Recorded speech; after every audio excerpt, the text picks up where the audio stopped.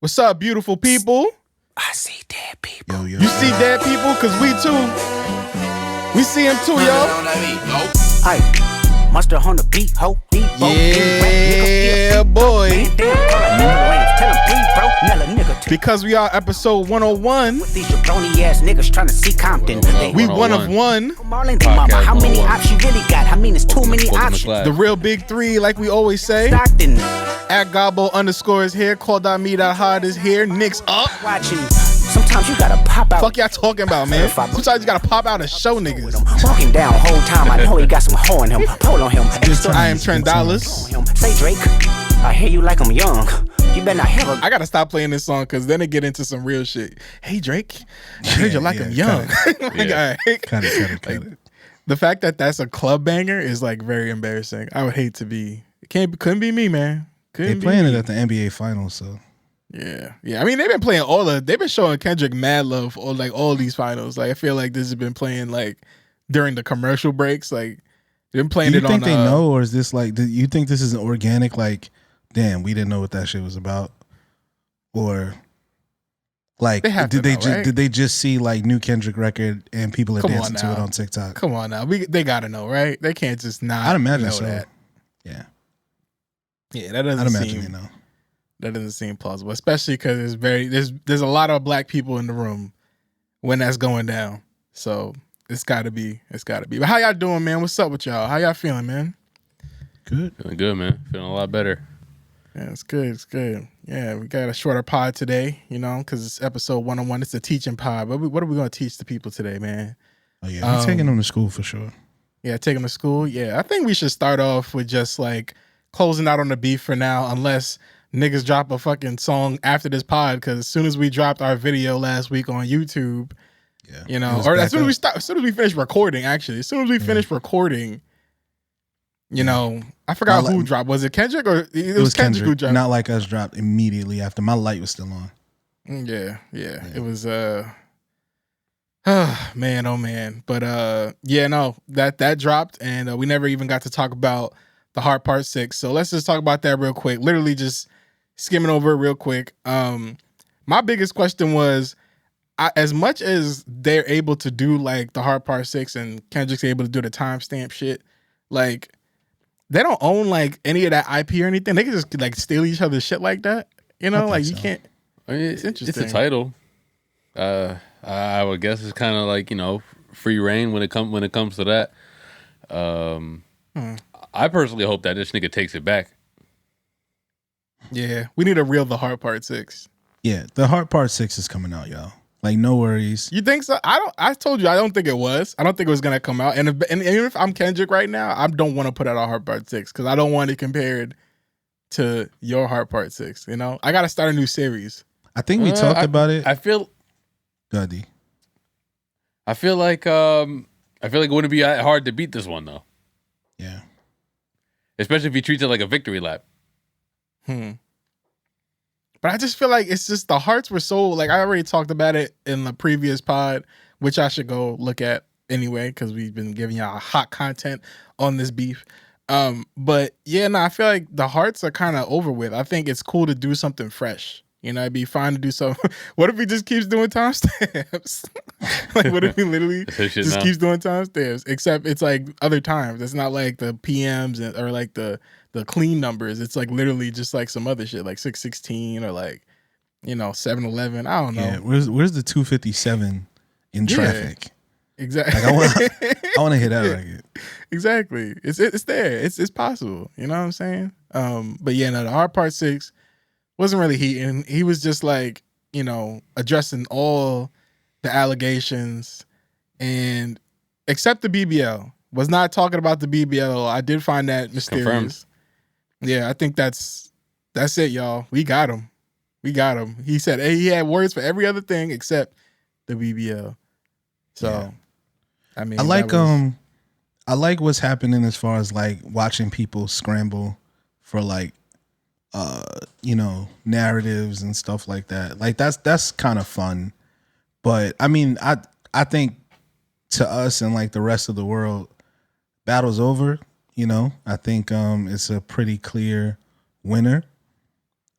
great valiant effort by both champions, but it ain't so clear. Apparently, I thought it was clear too. It is clear. I have my own mind, and there's nobody that can kind of like shake what I fucking heard and know to be true. So, especially with something as big as this, people want to make it about like the salaciousness of some of the claims and the tea drop in and all that, which again, sure, that's part of it. But what we had was a psychoanalysis of one of the biggest stars in the world over a carefully, meticulously crafted 5 records. And it was just honestly amazing artistry, because now when you, the craziest part is when you listen to Euphoria, you can hear all of the predictions come true in the other records. And that's the boogeyman, bro. Like that's somebody he's literally in your nightmares. Slow walking the dog. Yeah, slow walking the dog, man. It was pretty incredible.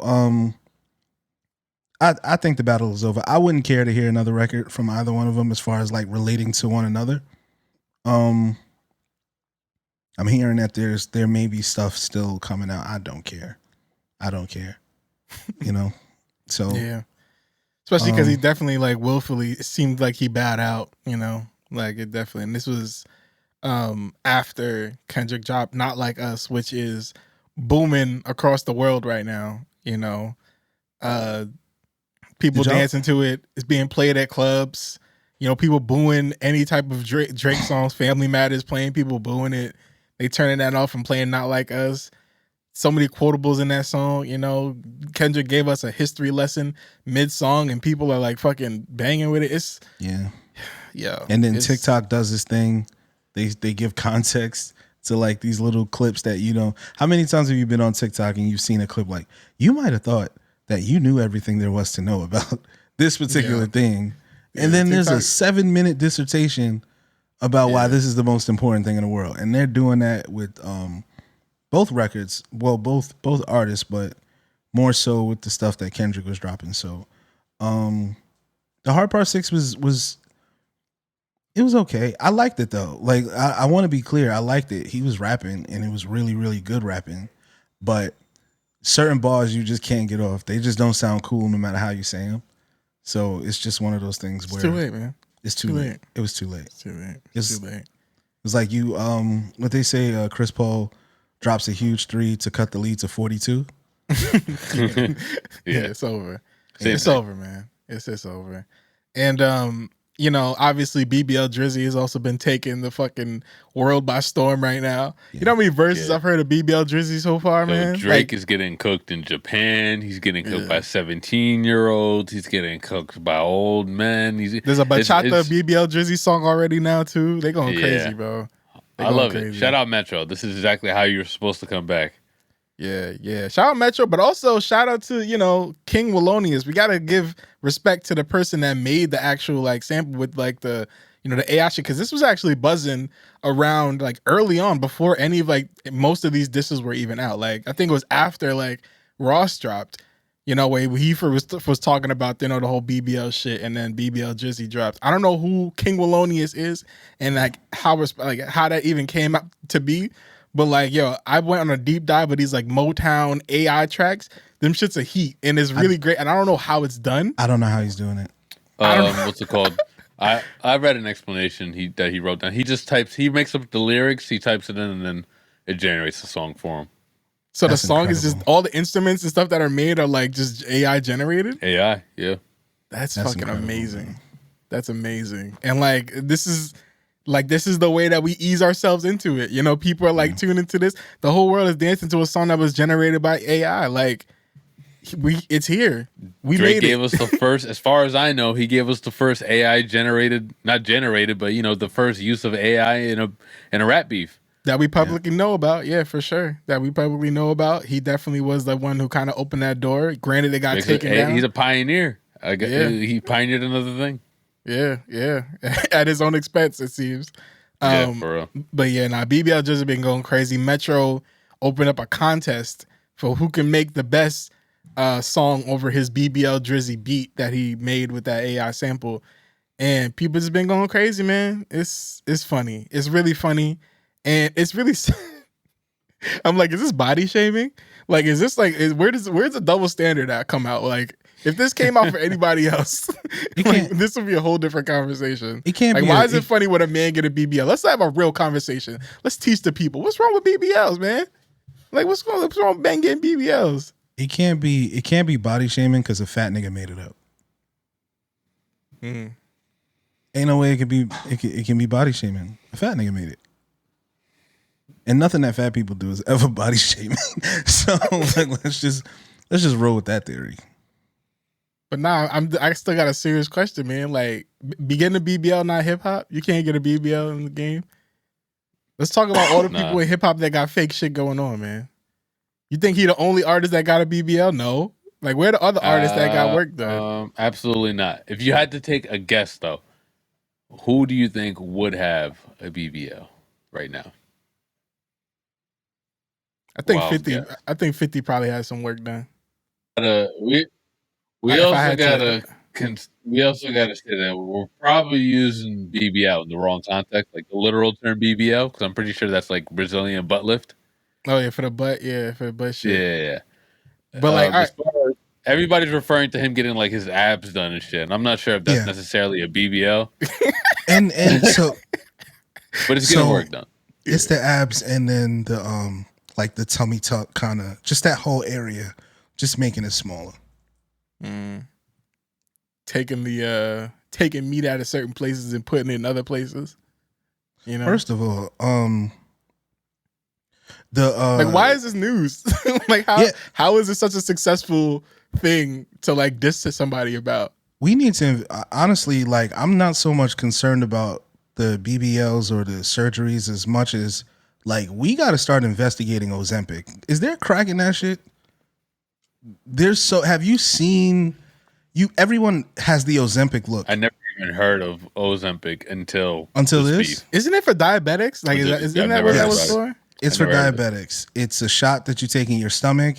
It's supposed to like maintain your blood sugar or something like that. But it makes it almost impossible to eat. It makes it almost impossible to eat. It speeds up your metabolism. You lose a lot of weight really, really fast. But you'll notice that everyone that does this Ozempic shit, they don't look good. They just look like they had Ozempic. Like it's a very, you start getting jealous. It's just you know how like with the BBLs it was like the ant booty kind of thing. You know what I mean? Like your body is not proportioned to your frame anymore. There's an Ozempic look, and like everyone's kind of ignoring it because like, oh wow, you lost so much weight. Like, I don't want to lose all that weight and look like that. Like, that's still not attractive. And again, I'm not body shaming, but you definitely are though. Body shaming is back. You 100%. Body shame is back. Hating is back. Yeah. The R word is back. Lizzo tried to get us out of here. Yeah. That's the thing, but like, could he be setting a standard for like men getting more like work done and shit like that? Because listen, people were not on board with BBLs when they were out, you know, like when they first started and people were like, oh, it's looking weird, but they started to get better. And now some people be walking around with some like really good work done. So it's like, you know, maybe it's just like the early stages of it, opening that conversation up for men who might want to be getting work done, who might want to get their abs cut up. The first male that I saw basically go under a knife for cosmetic surgery was Funkmaster Flex. I don't know if y'all remember a couple years ago, Funkmaster Flex. He posted it too. He posted it on his Instagram. What did he get done? Oh boy. Huh? I said, what did he get done? Liposuction. Oh, okay. He got liposuction, and then French Montana was the first one I saw with the etched abs. And you know, I remember that summer. It was summer 2016, right after the Meek Mill battle. That next summer, Drake popped out with the abs, and it was just like. But at least Drake didn't it didn't come out of nowhere. Like Drake made it seem like, you know, he was working with some of the best trainers that, you know, be working with professional athletes. Like he was it looked like he was putting in the work, So, like, for somebody who had no idea, like, niggas were even doing that back then, like me, like, I didn't know niggas was getting work done like that, especially, like, rappers. I would have just thought, like, oh, shit, this nigga really got, he got the gym, he got right. Yeah. I thought at first some niggas just pop out, and it's like, oh, sometimes you got to pop out and really show niggas. Yeah. Drake took that shit personally, and that's like a double entendre because he been popping out and showing niggas a lot of shit that we don't really want to be seeing personally. Yeah. But I'm all for men who feel like maybe they're like, I'm all for somebody like Funkmaster Flex who like obviously probably better for their health if they got this type of surgery. I know niggas personally that were like big as hell, had to get the surgery and changed their life for the better. What? What you said, big as hell. Niggas big as hell. I'm sorry. No, what you're saying is it's serious though. You're right. You're right. Like for people who actually need it for the betterment of the health, like I understand it. I'm not gonna shame you at all. But like Drake, you're like in your 30s, my nigga. Like when you got it, you were like what, your early 30s of 2015, 2016, whenever the fuck it was. Like you don't need that shit, nigga. Go get in the fucking gym, bro. Go do some push-ups. Right. And it's get also, a Brazilian. And it's probably just also because it's Drake. Like honestly, like it's just fun to tease a nigga that's like. You ever see like I know teasing like I'm bullying. I'm not for bullying, but you ever like meet somebody who's just like easy to bully? Like it's just like fun to like tease them because they get so like Drake seems like the guy that could be the nigga to be like, guys, come on, that's not cool. Come on, it's like now I want to tease you even more. You know what I'm saying? Like it just seems like one of those things that's easy to like. He's an easy target. He's an easy target. Drake's always been an easy. He's always been memeable. Yeah. He's always been make funnable. Yeah. Like I told you guys when we did the For All the Dogs review, as a fan of his, I was convinced that he was in on the joke. And like the last few albums, it felt like he wasn't being a parody anymore. Like I thought he was like, it's like those fish out of water movies, right? Where like the poor kid gets accepted at the rich school or something like that, and now he has to like learn to like be like the rich kids, and the rich kid goes to the hood, and then he has to learn how to he learns the meaning of struggle, right? And like shit like this. Like I thought that's what Drake was representing for a very long time, but eventually he just became like everybody else, and obviously the battle itself and like the way he's framed now, I don't think it changes much because I think the conversation, while quietly kept, was already shifting. I think it was already shifting. So I don't think this does much for Drake. I think Kendrick won. Not the battle, the war. Like I think he put himself in a different stratosphere. He said, and literally every record was foreshadowing. He said, fuck the big three, nigga, it's just Big Me. And there's literally just him standing there now. And there's no competitors. So it's back down. So it's just very interesting. And to be fair, if you watch boxing, you watch MMA, you can be the number one contender. You can be the champion, and you might get taken out by number 6 because the matchup is just better. But pound for pound, those two were the other people that could compete. And, that's what happened to Drake. That's what, Pusha T. Pusha T's probably what? 8, like a number 8 rank, you know what I'm saying? Like pound for pound. And he was able to take out the champ. So it's not like Kenny can't be beat, but I sure ain't going over there. And I don't know who the fuck is.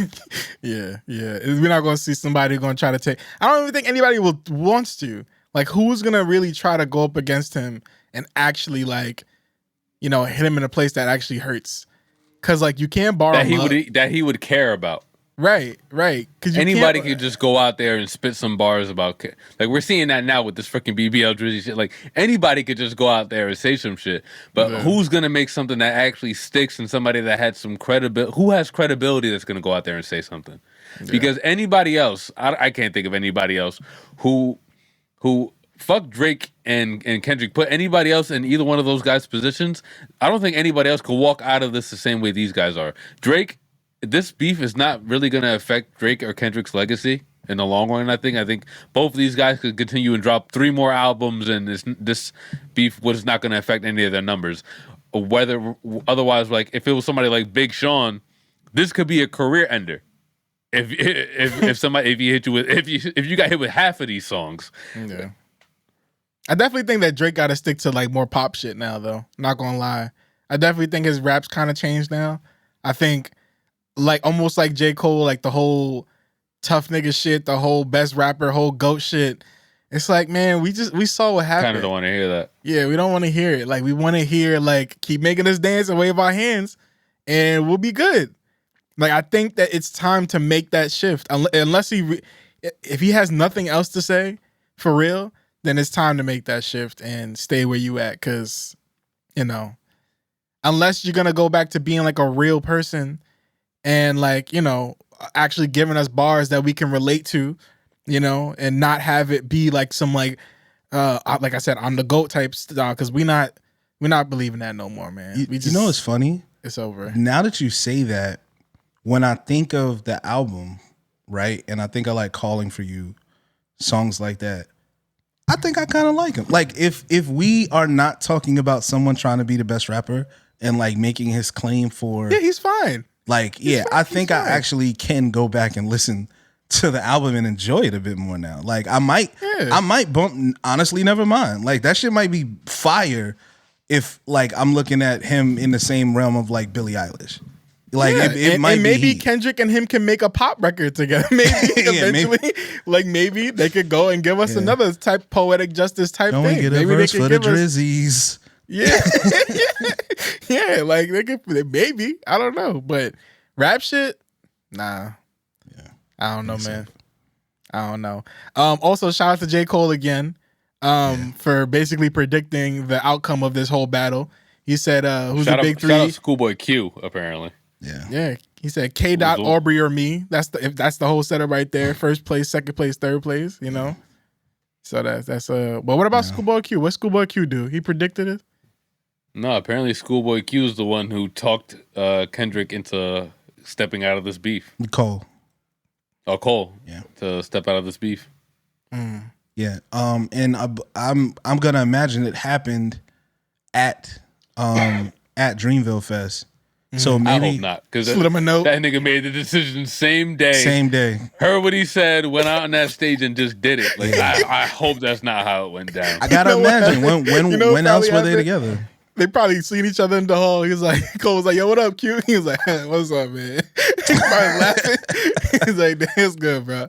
And he was like, "Yo, what you? Why you laughing? You all right?" He was like, "Yeah, I will be." I don't know about you though.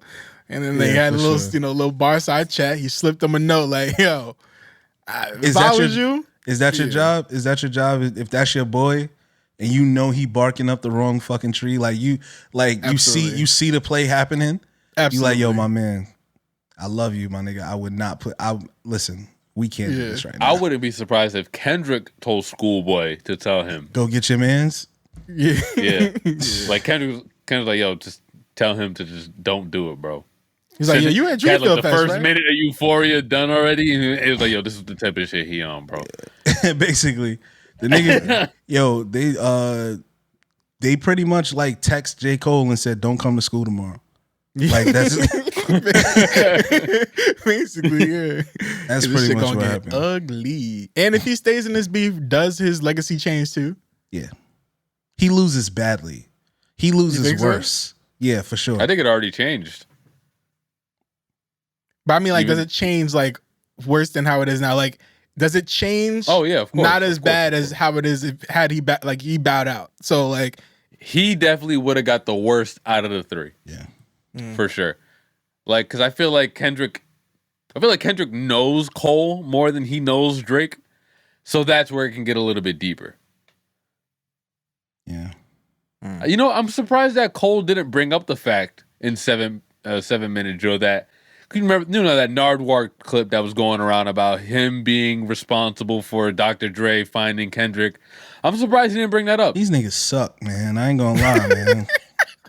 These niggas suck. All they gotta do is watch a Nardwuar interview. They all done one. Yeah, he didn't do enough research. He didn't do his homework. Man. Neither one of them. They were so interested in the tea and and we're not gonna stick here. Because we can get off this. We got this stuff to talk about. It's just it was poor execution by those guys, and Kendrick was very much prepared for every single step, and he came out. I have it 4-1 because I'm counting like that, and I'm counting the Taylor Made freestyle versus 616. So I had. What's to count the one that 4-1. You gave him? Family Matters. Okay. And again, I like Family Matters over Meet the Grams. Simply because I feel like I have to take a shower after I listen to Meet the Grams. Meet the Grams is hard. It's like tough to listen to. It's tough to listen to. It's very that, and I feel like Meet the Grams hits harder because it literally dropped right after Family Matters. Whereas if Family Matters got time to breathe a little bit more, it could be a different story. And it would have been because it was a great record. No. But I genuinely feel like Meet the Grams would have had more conversation to it though. Still, like regardless of when it dropped, I think it still would have been I think if he would have dropped this early on, it would have scared the hoes away. I'm glad he was this was one of the last records that he dropped because it was enough to sneak it in and then also dropped the club record that everybody can dance to. It's oof, I ain't like that. I mean, it's true, but I ain't like it. And then give us something to dance to. People kind of just swept it under a rug. It's oof, do y'all feel like y'all dark. Opinions of people have changed based on how they've interacted with or engaged with this situation? Oh, absolutely. Oh yeah. Oh, yeah. I know a couple of Drake stands that some ain't of these talking. Niggas are cheerleading. That ain't. Give me a not D. Give me a cheerleading. Or they're either cheerleading or not saying enough about the realness of the situation, which is that Kendrick spanked this nigga, and some people just blatantly ignoring it. Niggas that was posting some of these early songs that was mad hype about this beef, stop posting about it. I'm looking at a couple of y'all. I know a couple people that did that. And it's they just not even addressing it. I don't know if you want a payroll or if you're trying to protect connections or what, but hey, I'll remember this. I'm going to remember this. I'm definitely going to remember this. I think it's just, a lot of people credibility is just kind of shot, or it's just, and I try to be empathetic. I really try to put myself in another person's shoes and saying what are they hearing that I'm not? You know what I mean? And I try to understand how people feel and try to frame it so that I can at least get that other perspective. And with this situation, the reasons why I'm getting just kind of just don't hold water. When you really, really look at it, they just kind of don't hold water. People are complaining about how people are engaging with it, and honestly, there's a certain level of plausibility to the claims and all that stuff, and then there's just out rapping. And I just think that dude from the West was just rapping his ass off the whole time. I love 616 in LA. I don't know why people keep saying that's a bad record. I love that record. I thought it was amazing. So I don't know. Yeah. It's been interesting. It's been dragging on the West, but hey man, Drake is white now. That's what's up. For sure. We literally seen him do a whole Michael Jackson move. Yeah. We've seen him go from black to white just like that. That Champagne Moments cover art is just his ID now. Yeah. Speaking of going from black to white, or white to black, did y'all hear about the guy? I forgot the actor's name, but he's M'Baku from Black Panther. He kind of announced that he wants to play black man. He wants to play Batman. Y'all hear about that? I did see that actually. I saw some people got pretty pissed off. Naturally, as comic book fans do. It feels intentional. It always feels why do people get so up in arms about this? There's been a couple instances of this I've been seeing lately, but it's gotten to the point where whenever I see a character that was white that is now made black, or a character that was black that's now made white, which I don't think we really see that as much, but anytime I see a character that was white that's made some other ethnicity, I roll my eyes. Because I'm like, I already know that people are gonna have a problem with it, and it's not even that I have a problem with it. It's just I already know them comments gonna be crazy, so I just try to skip it. Because I'm just like, I'm gonna try not to go into that no more. Because like, it's just why put that energy into like. What valid argument could you really have? Because it's one thing like if it was like a minority character like I'm not somebody that's so on the nose like Black Panther. Let's say like if they made Static Shock white, you know what I'm saying? very possible. Yeah. Very possible. Like that's one thing because for a minority group you could say like, hey, there aren't a lot of Black superheroes. There aren't a lot of Middle Eastern superheroes. There aren't a lot of superheroes from Japan or anything like that. But representation. Exactly. Yeah. You can't say that about Batman. You can't say that about Superman. You can't say that about you can't say that about any of them because they're just all right, you lost one. You got a whole bunch of others to choose from. Exactly. All the greatest superheroes, all the greatest superheroes of all time are white. Batman, Superman, The Flash, Spider-Man, Iron Man. Like you guys got all the best white. You guys got all the best ones. Yeah. You guys are mad. You guys are mad we took Nick fucking Fury. And that's why even in the comics they did give some to be on some solidarity type shit. They did give Black versions of these characters. Like I'm hearing in the comics there were 2 versions of Batman that were Black. You know what I'm saying? I think Spider-Man too. Like there's different versions of Spider-Man that were Black. We got Miles Morales right now. So it's like, yeah, I think people just need to get a fucking grip. But also I definitely feel that we would feel the same way. Like representation aside, we definitely feel the same way if some of our Black greats were turned white, for sure. What's a trade that you would make? Like if they did want to take Static Shock from the Blacks, who are we taking in return? And it has to be of equal value here. Static Shock. Okay. Static Shock, I would say, if you had to rank Static Shock from D to S in terms of tiering, where would he tier in terms of Black superheroes? I think he's like C or B for me. I think he's I give him B. D? I think he's D tier. For Black superheroes? Not just superheroes, just Black superheroes. For Black superheroes. I mean, I know a lot of people love Static Shock, but Green Lantern, there's a lot of Storm, you know what I mean? There's a lot of fire Black superheroes, bro. There's not a lot, but there's not a lot. There's not a lot. There's not a lot. But they're OP though. There's some really, really powerful Black superheroes. So Static Shock. Is Black Green Lantern strong? Because I feel like I seen a clip of him getting his ass. Yeah, he's OP as fuck. He's probably. I think he's stronger than Hal Jordan. Don't attack me. Don't attack me.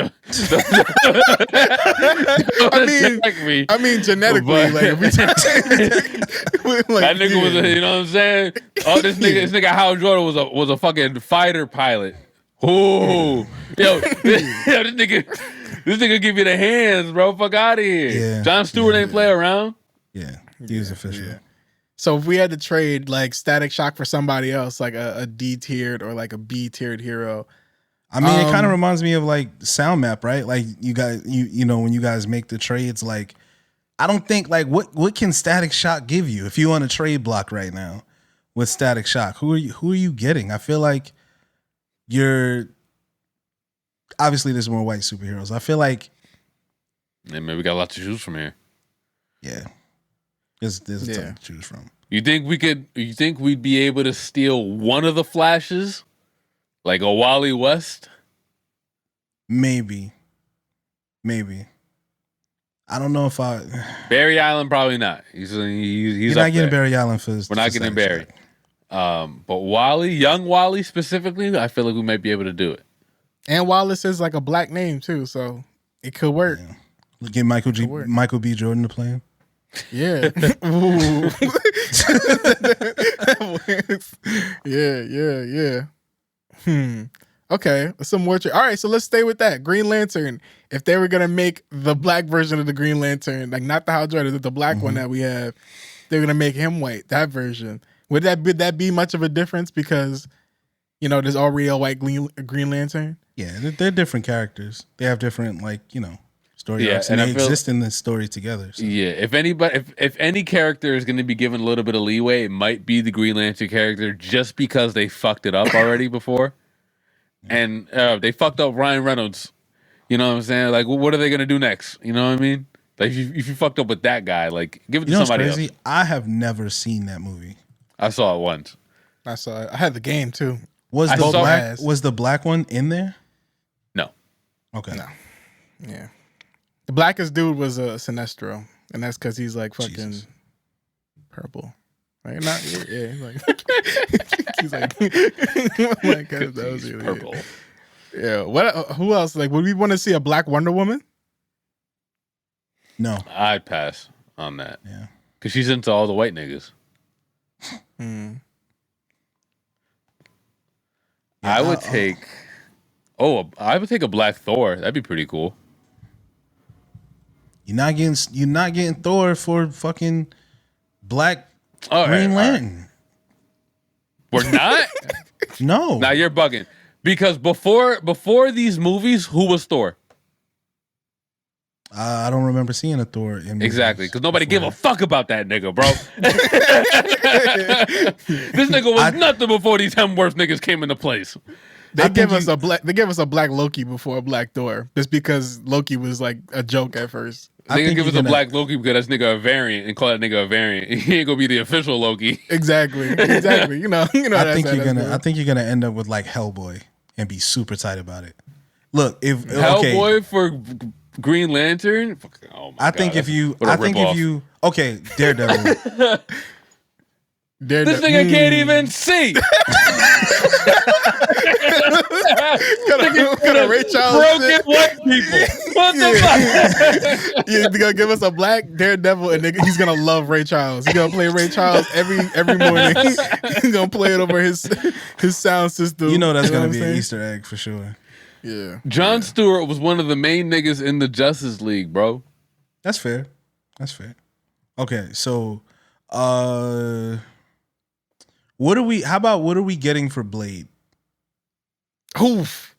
That one's deep because even though the character of Blade itself may not be like, oh shit, he's so powerful. You know what I'm saying? Like he's one of our first. You know what I mean? Like culturally, he just like culturally important. It's a lot. You say Blade, you immediately think of Wesley Snipes. Now, if they make a white Blade,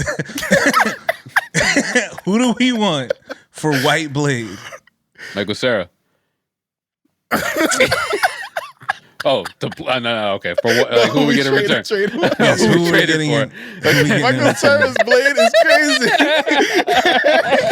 I mean, we seen him in Scott Pilgrim. We know he can use, sword shit. Like, he can fight. Yeah. Oh my gosh. Oh goodness gracious. For Blade, you gotta give me a top nine. I'm gonna need Wolverine. A-class. I'm gonna need Wolverine. Yeah. Wolverine. That's A-class. Who's playing Black Wolverine? Wolverine's gonna be Wolverine is gonna be a tough sell for the whites. I know they're not trying to give a Wolverine. Speaking for the whites right now. I don't know about Wolverine. Are we talking young? Are we doing young casting or older casting? We're doing the whole IP, nigga. Yeah, the whole from whatever point. But I'm thinking mid-30s aged Wolverine, a little grizzled. Been out of the tank for a few years. Nigga's like 300 years old. Okay, well, but like the actor choice, with the actor choice, he got to be like a little dirty. You know what I'm saying? He got to be like a little. I'm voting for Jonathan Majors. I think that's his comeback role. His way back in. Nah, he's too tall. Nah, Jonathan Majors. That's all. That's true. He's too tall. Wolverine has to be short. I was gonna say Damson Idris, but I feel like Damson Idris would be better as like the new Black Panther. I feel like he would fit good as like a new. Yeah, Winston Duke is the name of the guy who played M'Baku. By the way, I feel bad for not saying his name, but he'd probably be too big. He'd be too big. Definitely, definitely way too big for Wolverine. Like you need like it would be like honestly, it's fucked up, but like body size wise, it'd be like Kevin Hart. Like Kevin Hart is like a short, stocky nigga. He would make a good Wolverine, like as far as like physically. Yeah. He'd have to fix his voice. He has to do something with his voice because his voice isn't threatening enough to be Wolverine. For sure. Let me tell you something, brother. I can't not hear Kevin Hart. Black Wolverine, long overdue. For White Blade, you making that trade? It's gonna be hard, but you pressing the button though, ain't you? I'm taking to get a black Wolverine. If they gave us the black Wolverine, I'm taking it. But like, they're definitely gonna want more. Yeah, they're gonna want more than just Blade. Like, cause like Wolverine, we're gonna pay for that. Yeah, we definitely gonna go on. We would have to probably give them both Green Lantern and Blade for Wolverine. For Wolverine, okay. And honestly, that's probably a fair trade. Mm-hmm. Now they monopolized the fucking Green Lantern Corp. Yeah, and then we're gonna get another damn fucking interracial relationship with him and Jean Grey. You know, another black man with a white woman. Unless they make Jean Grey Zendaya, and then it's like, you know, a little bit more ambiguous. It's like, okay, that's cool. So crazy. I was literally thinking Zendaya would be a great Jean Grey. Yeah, come on. And she could low key play for both teams. Like, it kind of works out. You know what I'm saying? So Robert Pattinson could play Blade. Actually, now that I think about it, he's been a vampire before, right? That's actually he's been a vampire and a bat. So I mean, he could play the dark, ominous character, and yeah, you know, he's there. What about what do we have to do to get a black Magneto? We can't do that, culturally speaking, because Magneto is Drake. Actually, now that I think about it, Drake. Yeah, we need a Jewish man. Okay.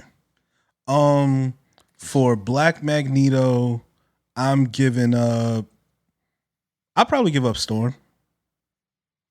And just let Scarlett Johansson be Storm finally. Like she's always wanted. Damn, we're giving up our only black X-Men? For another black X-Men. We got for another black mutant. we got Nightcrawler. For Magneto. Neither one of those are both white men. Okay. I mean, they dark-ish, you know? Magneto. What about a black Joker? Or too chaotic? Yeah, black Joker. Who has that, like, laugh factor? Who can give us, like, you know... Who's a quirky black person? Maybe like Gerard Carmichael? I don't know. It had to be like a black comedian or something. Somebody who has like an iconic laugh as a black person. I don't even know. Yeah, I'm drawing a blank. I can't think of any black people right now. Isn't that crazy? What was it? I had to take my headphones on a second. A black Joker. Who would be a black Joker? You know exactly who would be a black Joker, and I would hate it. Tyler Perry? Help us out. Lakeith Stanfield. It would obviously be Lakeith Oh, Stanfield. yeah. No, honestly, to me, he's more of like a black Riddler. I don't want him to do anything ever, honestly. Yeah, Lakeith Stanfield, he's too popular right now. Honestly, there was he'd be a cool Gambit though. Yeah, maybe he could do the Creole accent a little bit, you know. Now to get the Joker, I think we'd probably have to dig deep in the bag. Villain for villain. Spawn? Nah, it's not. He's not. I don't think he's popular enough. Yeah, definitely not in the same class as Joker. I mean, how many black villains we got? We don't have any great black villains. Thanos? They already took Lex Luthor back, so but like, obviously Killmonger is probably the best black villain. If that's all we have to offer, then yeah. Or the grandmother from Soul Food. Oh man. My fault. I don't know why that came to my head. All right, man. She's the antagonist of that whole movie. I don't know why that came to my head. My fault. There were rumors that Keke Palmer would be playing Rogue. That would be hard. That'd be cool. But who we give up for Rogue? Who do we give up for Rogue? Again, let's go back on Black Woman. We'd have to give Shuri back, maybe. I don't know. Yeah, maybe Shuri. Amanda Waller, maybe. Is Amanda Waller a superhero though? She got power like she is. Yeah. If Batman is a superhero, so is Amanda Waller. Goddamn. See what I mean? You see why this is so hard? It's because we already like have problems thinking of like the black superheroes that we do have, so that we can't even think about. Which is exactly why Static Shock is a B. Yeah, exactly. So I'm gonna do my top 5 black superheroes. Go ahead. Meteor Man. Black Panther's obviously number 1. For me, Blade is number 2, and then probably Spawn at number 3. I could reverse those. Miles Morales. Damn, look at obviously. Storm. Look at Storm not making it. Storm is, what do you mean? Storm is 5. Damn, putting the black woman at the bottom. That lineup is getting clapped. Yeah. By like C tier white people. Of course. We don't make that many comics. And I don't know about that. Storm, Spawn. Spawn is kind of trash. Spawn uses guns. You ain't fucking with Falcon? And Blade uses a fucking sword. You ain't fucking with Black in America? Nah, hell no. He's terrible. War Machine. He's terrible, and he's played by a worse person. So it's just yo, put some respect on Don Cheadle, bro. Don't do that. Don Cheadle's fire, bro. No, not War Machine. You said something before that. You said Black in America, but then James said War Machine. Yeah. I thought you was talking about. Anthony. That's fine. I was talking about Anthony Mackie. Yeah, that's. Can we just trade Anthony Mackie? Yeah, can we just trade and not get nothing back? Can we just trade him? Just cremate Captain honestly, America? he didn't do nothing. I don't like that nigga, and I think I'm fine with that. I think a lot of people feel that way. Nah, it's because you think you saying that, but it's because of what he did to Tupac. That's why I think you subconsciously have okay. I don't like his interviews though. He always comes off as a kind of a obnoxious snob, asshole, bro. I mean, he went to a high level acting school, man. What Juilliard? He went to nah, bro. So did Chadwick. He held it down for a long time, bro. Chadwick was one of those. But Chadwick wasn't talking as much. See, this goes back to the conversation. If people talk long enough, you're gonna find something that you don't like. That's fair. You know what I'm saying? Chadwick had his own shit going on, you know? Maybe he was like, yo, man, I don't give a fuck about none of that shit. I ain't doing many interviews. Just see me in my movies and let's get it going. You feel me? That's all I'm saying. But yeah, you see how hard it was? Just to think of that shit? I got a headache. Representation is important, man. I don't know if y'all care about this, but I just saw recently they're making the new protagonist of the Fairly Odd Parents. They're rebooting it, giving it new animation. And the new girl, I think her name is it's not Cecil. What is her fucking name? Shaniqua. No, it's not Shaniqua. But it's a black girl now. And her name, what's her fucking name? I'll find it. Her name? What the fuck is her name? I did see the clip and honestly, it's gotten to the point where I'm literally rolling my eyes oh, brother. Hey, I roll my eyes. I did roll my eyes. Her name is Hazel. Okay. Yeah. I thought her name was going to be Tina. Because Tina Turner type shit, but I thought it was going to be. But her name is Hazel.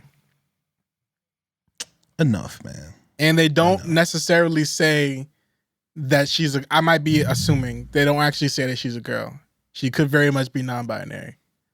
Oh man, here we go. Yeah, here we go. Pissing everybody off. Oh boy. Just let Lena Waithe play her. Jesus Christ, man. Yeah. We gotta get off this before I get upset. But anyway, yeah, he wants to play Batman. We got some new castings. I found out today. There's a dude they casted Galactus today. Oh yeah, I saw that. The dude's voice sounds crazy. I don't know if you know the actor or his name. But his what voice else has he done? Wow, I don't know him from anything. But I know that he, his voice sound. People are like, oh, just from hearing his voice, this is perfect casting. And let me see what his name is. Ralph. Ralph Ineson. Yeah. Yeah. I know that name. Hold on, let me look him up.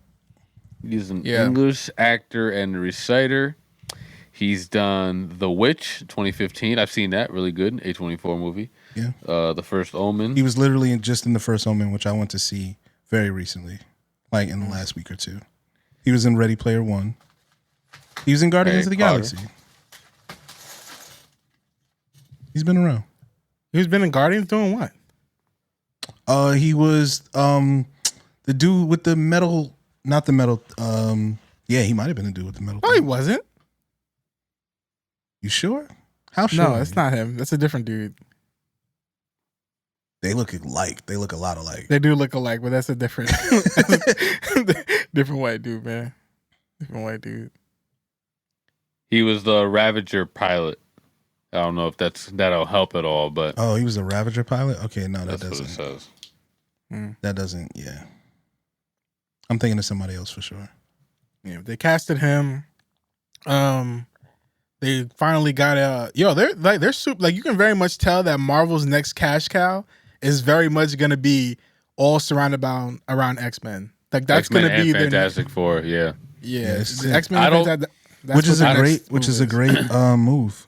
I don't see anywhere where any of the current or the past Avengers characters necessarily will fit in terms of like, because they're gonna have to do a lot, bro. Like between X-Men and Fantastic Four, those are two huge franchises that you're gonna be booting up, and I don't see outside of like maybe characters like Spider-Man that appear here and there. I don't see where anybody else really falls into play. Like this new lineup of Avengers, they're gonna look like you're gonna take fucking Black in America. You got fucking who else is in the Avengers still? Shang-Chi, Doctor Strange. I'm Black Widow's dead. Who is they got this nigga, the Jeremy Renner. What's his nigga name? The fucking Arrow nigga. He's still around here. He's a Ronin now. Yeah, but Jeremy Renner's not okay. So like that wouldn't work either.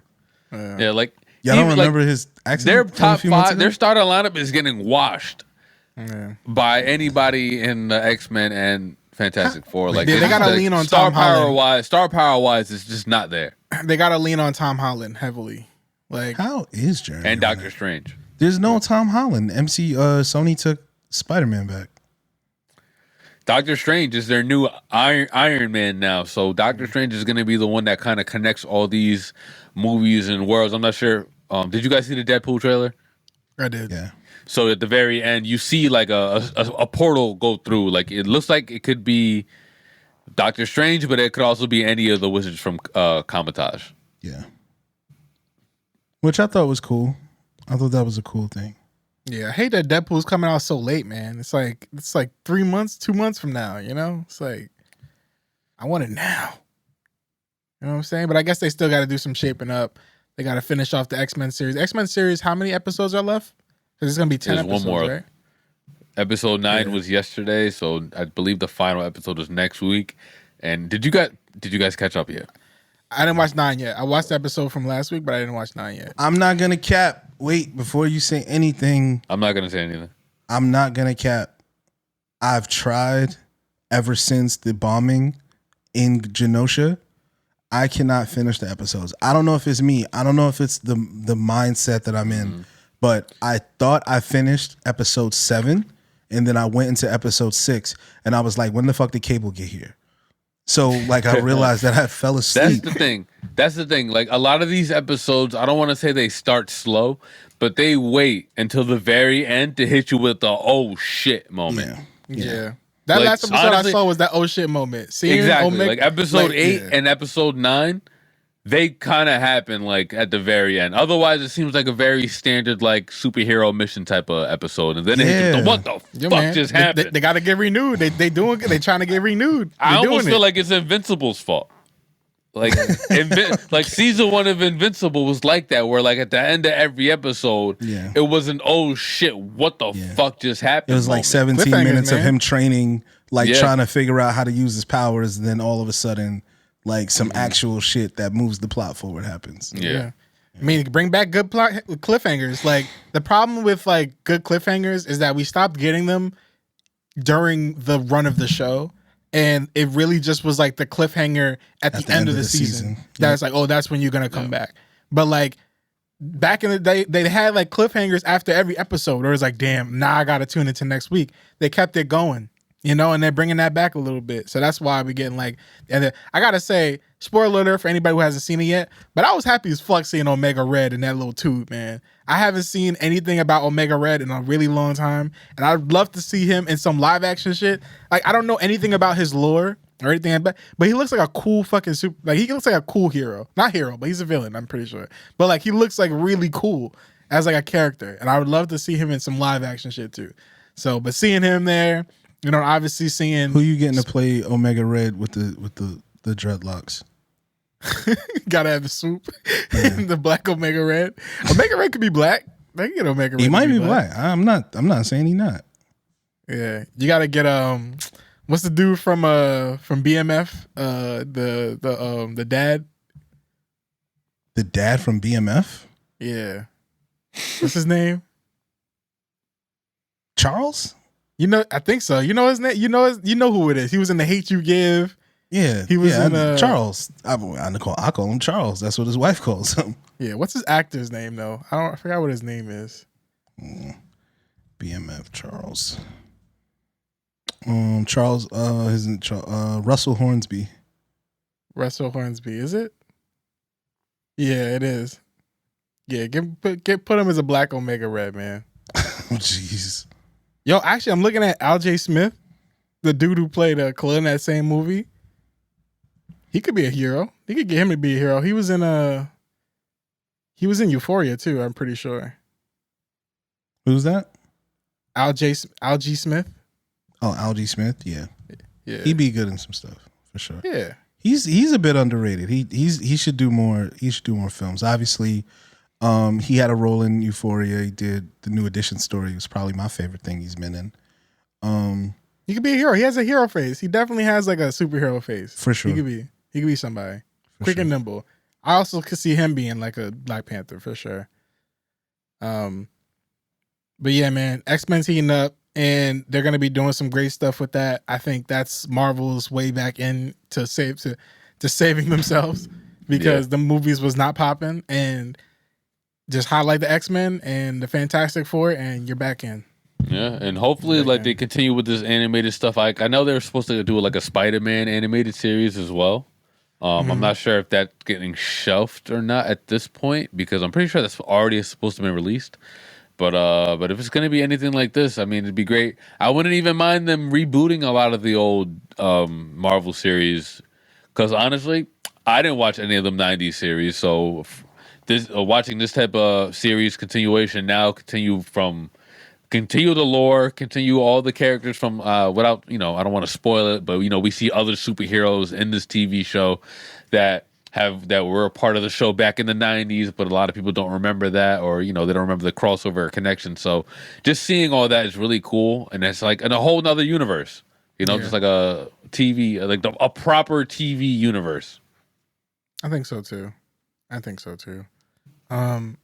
Any other like movies that y'all seen that y'all excited about or not excited about? Like, any of y'all into A Quiet Place? Do y'all care about that at all? Have you seen any of those movies? I seen the first one. Okay, they're making another one. I'm pretty sure. Whose movies are those? Those John Krasinski's movies? John Krasinski, and I forgot who else is in it. I don't know why, but every time I think about A Quiet Place, I immediately think about Bird Box. Those are two very different movies. Because the idea is the same in terms of like being quiet and like not being able to see, like it's the same, not the same movie, but what, like you don't see the threat at first or something like that. There's like the ominous in that sense. Yeah. I always think about I don't like the concept is cool, but I've never actually seen any of those movies. So I think they're going back to like the prequel. It's like the Day One, I think it's called, like a Quiet Place Part 1 or some shit like that. And they're going back to like the very first, I don't know the lore or anything like that. Ha, do you have something you want to say? Yeah, I'm very over those kinds of movies. Like the world got destroyed. I'm fine with that. Like I don't actually need to know how. Like the Quiet Place movies are not that good to me. Like they're first of all, you lose a lot by the movie being silent most of the time. Like you lose a lot of the intrigue of the movie by just making everybody shut the fuck up. Like you can't watch that movie with just the sound on. Yeah. Like you got to be looking at it. Yeah, like, it's just too much. You can't turn over and can't fall play asleep. that in the background. Yeah. Yo, putting A Quiet Place on, like while you cleaning the house is crazy. You actually got to be paying attention for sure. I'll just watch The Last of Us. Like it's the same story, bro. What was it? Day 28 or whatever that like it's the same Day shit, 26. bro. What, Day 26? No, not the fucking R&B group. 28 days later, I'm bugging. I don't know why I said. 3 days to Mars. So yeah, those movies have been done to death. Yes, somebody dropped the fucking specimen in the lab and then left out, and it was on their shoe and released the virus, and everybody got sick. We know how it happened, bro. Enough. Yeah. It's just What's your not favorite that virus movie? I liked I don't know if was World War Z was that a virus movie technically? I remember watching that movie and thinking like that movie's really good. Because they find a cure at the end, don't they? I think so. I can't remember the ending, but I remember like watching it and being like, yo, this is like a really, because it starts off with action. It was a good zombie movie. Yeah, I thought it was a really good It had fast zombies, that's why. Yeah. That shit was the as soon as it dangerous starts, zombies that is like, oh shot, no, I would stand no chance against them. Niggas is booking. No shot against them zombies. Yeah, them niggas would die and become fucking D1 athletes. Yeah, exactly. He wasn't running like this before. Yeah, he was like Daryl was not that fast before he died. I like I Am Legend is probably always going to be my favorite virus movie. Wasn't they talking about a sequel to that? They've been talking about a sequel for that since the fucking since the movie came out, since it ended, because that movie came. That movie had two separate endings. I think the theatrical version had what? Shout out to the dying. DVD. Yeah, the theatrical version had him taking the grenade, ramming it into the fucking zombie and blowing up the house. And then the DVD version, the alternate ending was the fucking the zombie that he was experimenting on in his basement was like one of the zombie niggas' wives or whatever. So he gave the zombie back to them. They all left him alone. Get the fuck out of here. Yeah, come on. Y'all been bugging me this whole fucking time because I got your bitch in my fucking basement. What am I, Drake? Yeah, just like these rappers, man. just like these rappers, man. Oh my God, Willie. But apparently the sequel out my fucking house.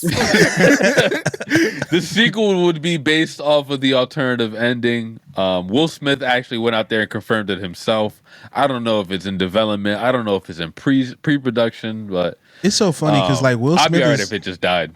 Will Smith is one of those people that I don't be believing him when he announced shit.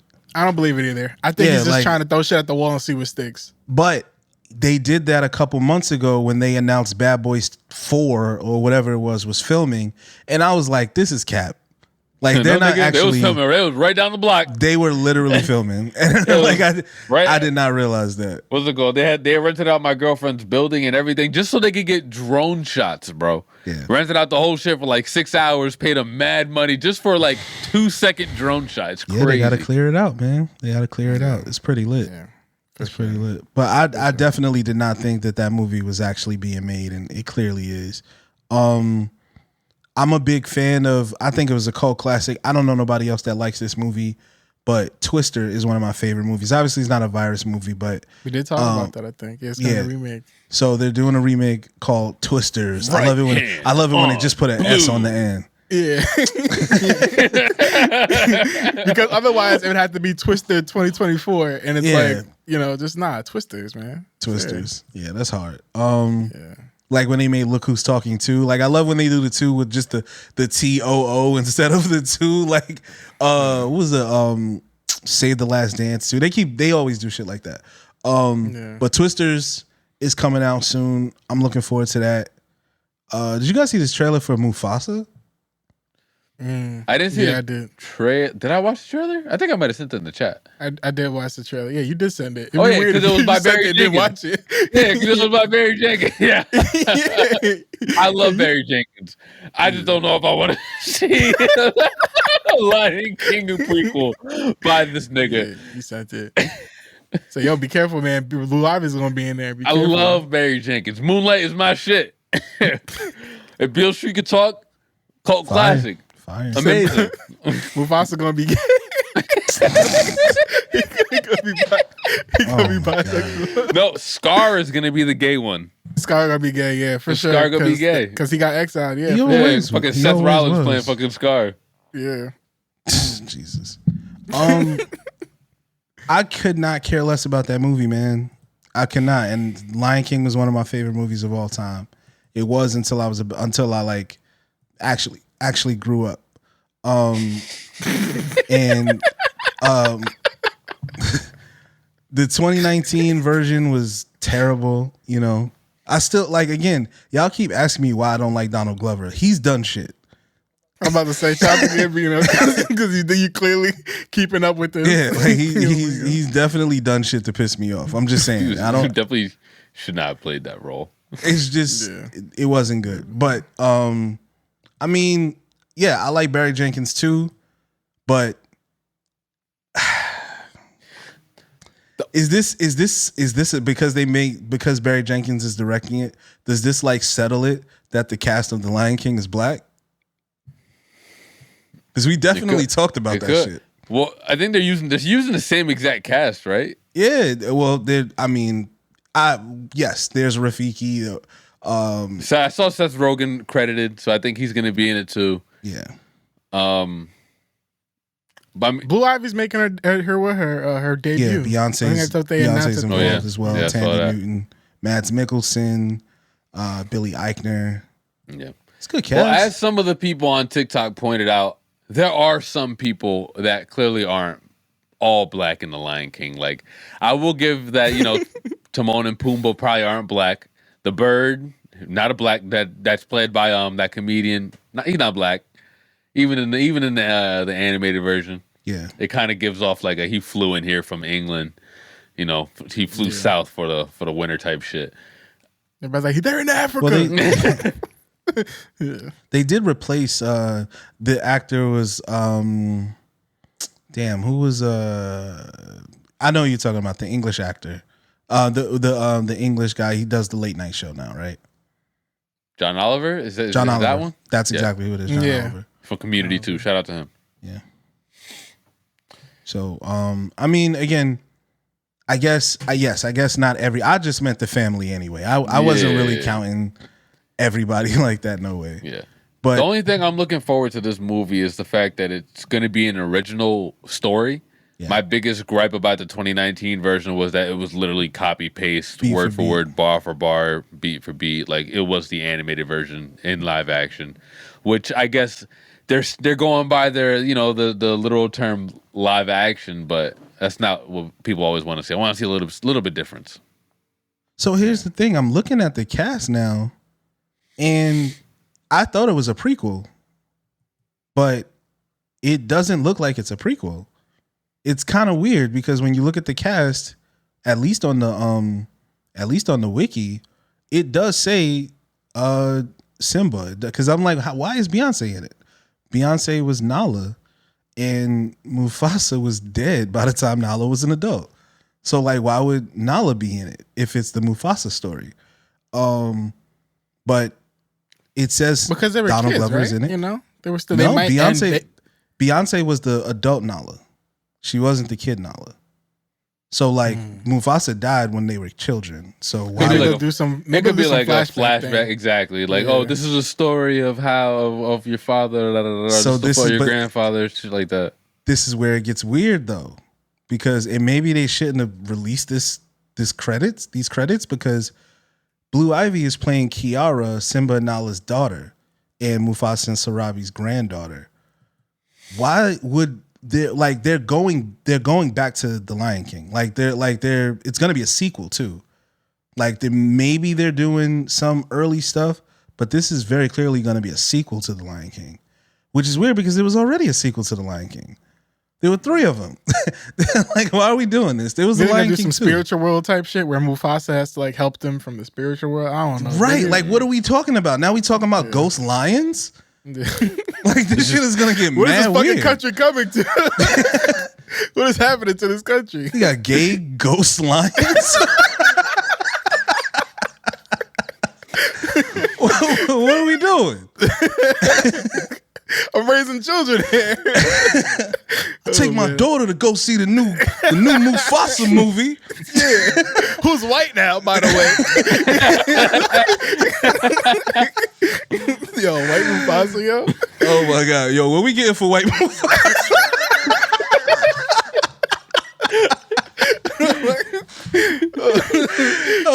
didn't want to do it. They said like we're gonna show y'all niggas. Yeah, some Little Mermaid. We gonna show y'all something real quick. Yo, we need Hercules, bro. He's giving us white Mufasa. No, we need black Hercules. I did hear the rumor that Michael B. Jordan was playing Hercules. I did hear that. I did hear that too. Oh my, see, that's the thing. You never know. But then they're gonna make all the muses white. Oh my God, bro. That's not, the juice not worth the squeeze on that one, bro. Taylor Swift, Billie Eilish, they eating that up. Oh my God. Would have been perfect. Oh man, R.I.P. to the homie, bro. Man. Yeah, I just get sad every time that happens. Condolences, man. That was. It's been a minute since we spoke about our guy JM. Yeah. Last time we talked about it was with him being on probation and shit. But we're gonna see his coming. We gotta see his campaign. Like, he's taking pictures with him. Right now he's just being a good man to him and his lady, Megan Good. They still together, y'all. So we gotta like honor that a little bit. They still together. We thought it was just for the trial. We thought it was just for the. Oh, you still don't give a. It ain't over yet. No. Yeah. Black women gonna be on his ass probably. Like, why is it? Why we always gotta celebrate? Like, why do we always have to wait for you to be ready? He was dancing around with this white woman like Kendrick Lamar and yada yada yada. Like, Yeah. That's part of the conversation. You know what I'm saying? People probably looking at Megan Good like, like, why are you saving this man that clearly is don't want to be saved? Yeah. So I don't know, Very but interesting. Like, I'm more excited to see how he comes up.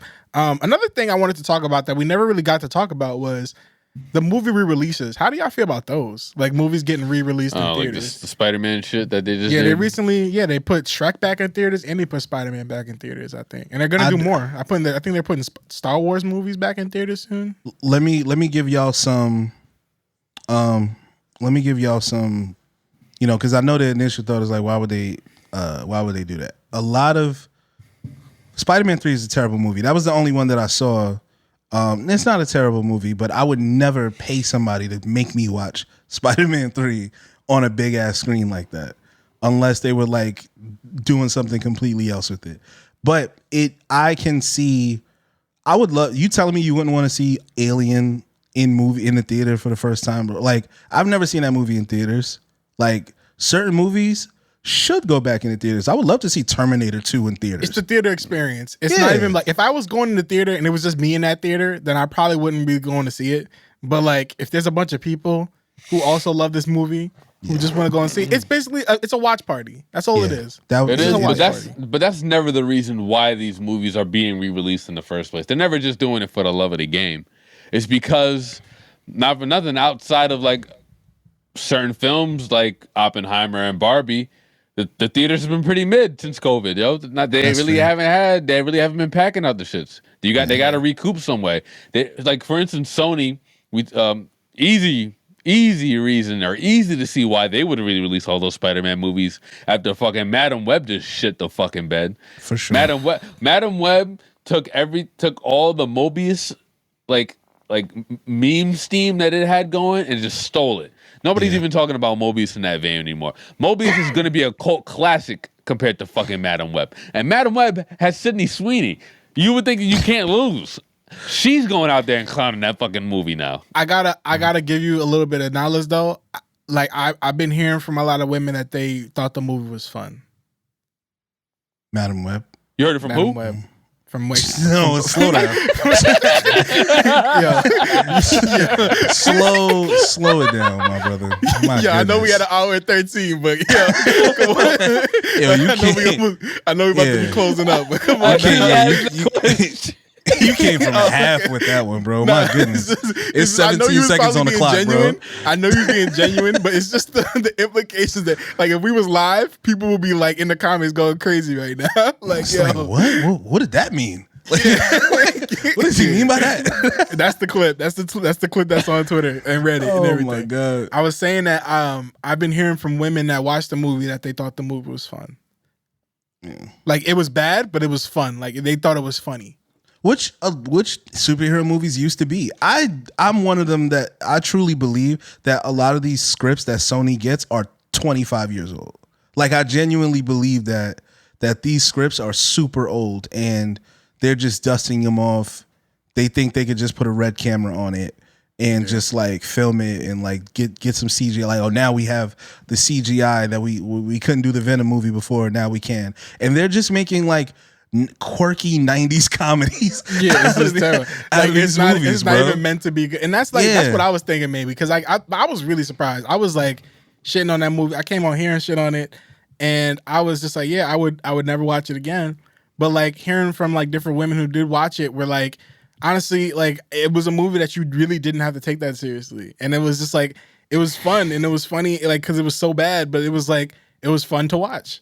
Yeah, you know what I mean? And I'm like, all right, well maybe I'm not watching with the right eyes, or maybe I'm not like maybe it's not the angle that I'm taking. Like, because when I watch a movie, I need to at least be entertained, and that shit wasn't the bad. That wasn't the entertaining type of bad. Yeah, it was like the. Bad. Yeah, it was. I'm just watching this so I could talk about it bad, and like strippers versus zombies, good bad, fire. Yeah, let's do it. This shit, whack. Stop making Spider-Man movies without Spider-Man. Speaking of strippers versus zombies, another one of my favorite cult classics from the 90s. I've never heard this movie before, but this from Dusk Till Dawn. Some of the best one-liners you'll ever fucking hear. Strippers versus zombies. When did this movie come out? It's an old movie. It was on Netflix a long time ago. Remember when Netflix used to like have bullshit on it? Like, remember when he like was just like it's like a random movie that you pop in? Yeah, that's really Tubi now, you know what I mean? So, but it's so it was Zombies versus Strippers came out in 2012. Never heard of that movie. Yeah. But I'm sure, it's great. The good version of that movie would be From Dusk Till Dawn. Is it From Dusk Till Dawn? Yeah, with George Clooney.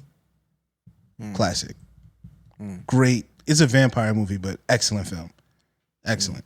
Anybody that's ever seen it knows what that movie is. Are there any movies that y'all would love to see in the theaters with a big group of people to kind of like share that experience with? The Last Dragon. I say this all the time. The Last Dragon is a perfect film. It's a perfect film to watch with a group of people. It's perfect. It's entertaining. There's drama. There's comedy. There's lots of music. It would be a great time. It would be a great time. Damn, I don't know. What about you, T?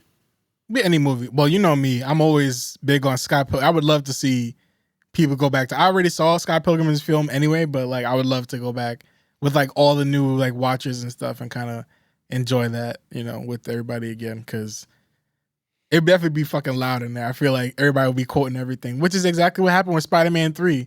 Like people were just saying like all types of. I think was that the movie? Was it Spider-Man 3 or Spider-Man 1 or 2 where he said pizza time? Like Spider-Man movies have gotten so memeable that like people were like laughing at certain scenes that were supposed to be serious because of the meme, you know? Like I don't know, like it's just those types of moments that you kind of. That's why I said it's kind of like a watch party, like a screening. But I definitely don't doubt, like you said, it's like they're just trying to get some money back, but they also could be trying to put people back in the public eye, like actors that are still trying to get back into the game. Yo, they're like really trying to push Andrew Garfield ever since his appearance in that last Spider-Man movie. They've really been trying to push this nigga back into the spotlight. Yeah, him and Toby, man, they trying to get them back in. Toby don't want to be in the spotlight. Toby wants y'all to fuck off. Yeah. Bully Maguire is real. Yeah. But for me, it's definitely Scott Pilgrim. I wouldn't mind seeing the Harry Potter movies in theaters again, because I wasn't a part of that movement. Like literally, I got into Harry Potter right after Deathly Hallows 2. I like started watching the movies, and I was like, "Yo, these shits is crack. Like these are good ass movies." For me, it might be the Rush Hour movies. That's probably growing up, probably my favorite franchise. Growing up, they didn't really miss in terms like. What was the last one that came out? 5 or 4? 3? They didn't do 4? They didn't do 4? I don't remember a 4. They was in France. Yeah. Last one shit. If that's the case, they went 3 for 3. Yeah, those are good. And that was like one of those movies also where it was like, where like the outtakes and the bloopers, like those were just as good as the lines in the movie. You know what I'm saying? Like they made you want to buy the DVDs and watch. Like I'll go on YouTube. Like that movie made me want to fuck around, go on YouTube and look up bloopers and outtakes for every fucking comedy movie that I liked. Yeah, they gotta have racist funny jokes though. Like they gotta have them jokes still, because that's all the Rush Hour movies had them jokes. Oh yeah, every single joke in that movie was like a race joke. Yeah. So they gotta bring it. They gotta have it in a funny way, in an acceptable way. That's not gonna cause too much of an uproar. Rush Hour 4. Am I bugging? Does this say Rush Hour 4 trailer? There was something that was like announced a while ago. Yeah, but I'm seeing it in February 2018. So we confirmed Rush Hour 4. I know they came out with a TV show called Rush Hour. Yeah, it's in development. It's not. It's not out. They're just gonna have Jacob Lattimore as the new Chris Tucker from The Chi. Y'all watch The Chi? No, I know who Jacob Lattimore is though. They just they keep getting like these kids that like were in like TV movies to like do these roles, and it's just kind of goofy. Yeah. That's it for me. I ain't got nothing else really on my mind, heavy weighing on my mind to talk about. You want to talk sports real quick, Hod? Yeah, let's do it. Yeah, so let's talk sports for a little bit here now. We've been talking WWE this last month or so. Last month we had WrestleMania. This month we have Backlash. First PLE following WrestleMania. We had some titles change hands. We have some new characters come into play here. Yeah. Very, very excited. Congratulations to Jade Cargill and Bianca Belair for defeating the Kabuki Warriors for the WWE Women's Tag Team titles. Well deserved. Looks like Jade is fine. I'm not sure if you saw the match, but there was the finish of that match with Jade. Yeah. Holy shit. Yeah, catching her mid-air and then the transition into her finisher. That's what we want to see from her. We want to see some crazy, strong shit just like that. Doesn't have to be fancy. Doesn't have to be a lot. Because again, she didn't really do... Like, Bianca really did a lot of the work in that match. Jade just, came and did what she had to do. Damian Priest defeated Jey Uso, which I'm happy about. I want Damian Priest's reign to last pretty long. I'm recently finding out more about Damian Priest since he's become champion. He's doing more interviews. Apparently, he's like a big party guy. He's a giant whore. They asked that question, who in the WWE locker room wouldn't you let date your family? He was like, oh, me. And I was like, oh, what the fuck? I mean, I hope you wouldn't date your sister. Anyway, Bayley defeated Naomi and Tiffany Stratton. Expected, but I hope Tiffany does win, get more wins under her belt very soon because she has a very bright future ahead of her. The Bloodline defeated Randy Orton and Kevin Owens. A lot of people expected this to be the debut of Jacob Fatu, who is cousin of the Bloodline, but instead we did get Tama Tonga's brother. What is his name? It's not Tama Tonga. It is Tonga Loa. Tonga Loa, yeah, okay. Tonga Loa came in and interfered on the match to get Tama Tonga, his brother, and Solo Sikoa the win. So they are now officially the new form Bloodline. Solo Sikoa, Tama Tonga, and Tama Loga. Oh my God, these names are just a tongue twister to say it. Tonga Loa. Shout out to a Tonga Loa, no relation. Yeah, shout out. He's one of them niggas too. Yeah, I'm excited to see what they eventually do with this. Paul Heyman is doing some, more S-tier acting, getting Jay involved, and hopefully we get a OG Bloodline face turn very soon. Yeah, and then, of course, we had Cody Rhodes and AJ Styles go up in the main event. Cody Rhodes with the win. I'm not sure if you saw the France crowd at all that night, but holy shit, they were going crazy. Some of the craziest chants I've ever seen. That France crowd was, honestly, it was hard to watch Raw the next night. Yeah, because they were fucking Connecticut. Yeah. That France crowd was incredible, and I'm very spoiled by that. I just go back to watch matches from Backlash just to listen to the crowd. It was incredible, and even like Naomi, who obviously is very much over, but just they gave her a queen's welcome. You know what I mean? Yeah. Like it was pitch perfect. I gotta say, I'm not enjoying Cody Rhodes' like championship run so far. The match with him and AJ Styles was very good. His mic work is terrible. Like they're playing him like Hulk Hogan, and the Hulk Hogan shit was whack 30 years ago. So like I need him to kind of like It's tough, man. It's tough to be an interesting baby face. Yeah. And I'm not mad at that. Yeah, it's really like if you think about some of the more popular superstars that we have right now, they're all either heels or have been heels before in the past. Yeah.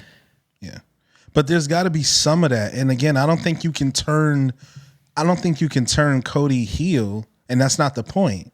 You need somebody who's just as good as of a bad as he is of a good. And with Roman and The Rock, you had that. But AJ Styles, he just recently became a heel. Yeah. And all his career, he's been like, the beloved baby face, the guy who's been all over the world, the indie god, he's been that guy. And you saw that. He got crazy love. Yeah, he's still over. His chant, oh my God. That shit was hard. Phenomenal. Yeah, that was fucking hard. Camera shaking. That shit was going. I was looking for that shit on Spotify. I'm not gonna lie.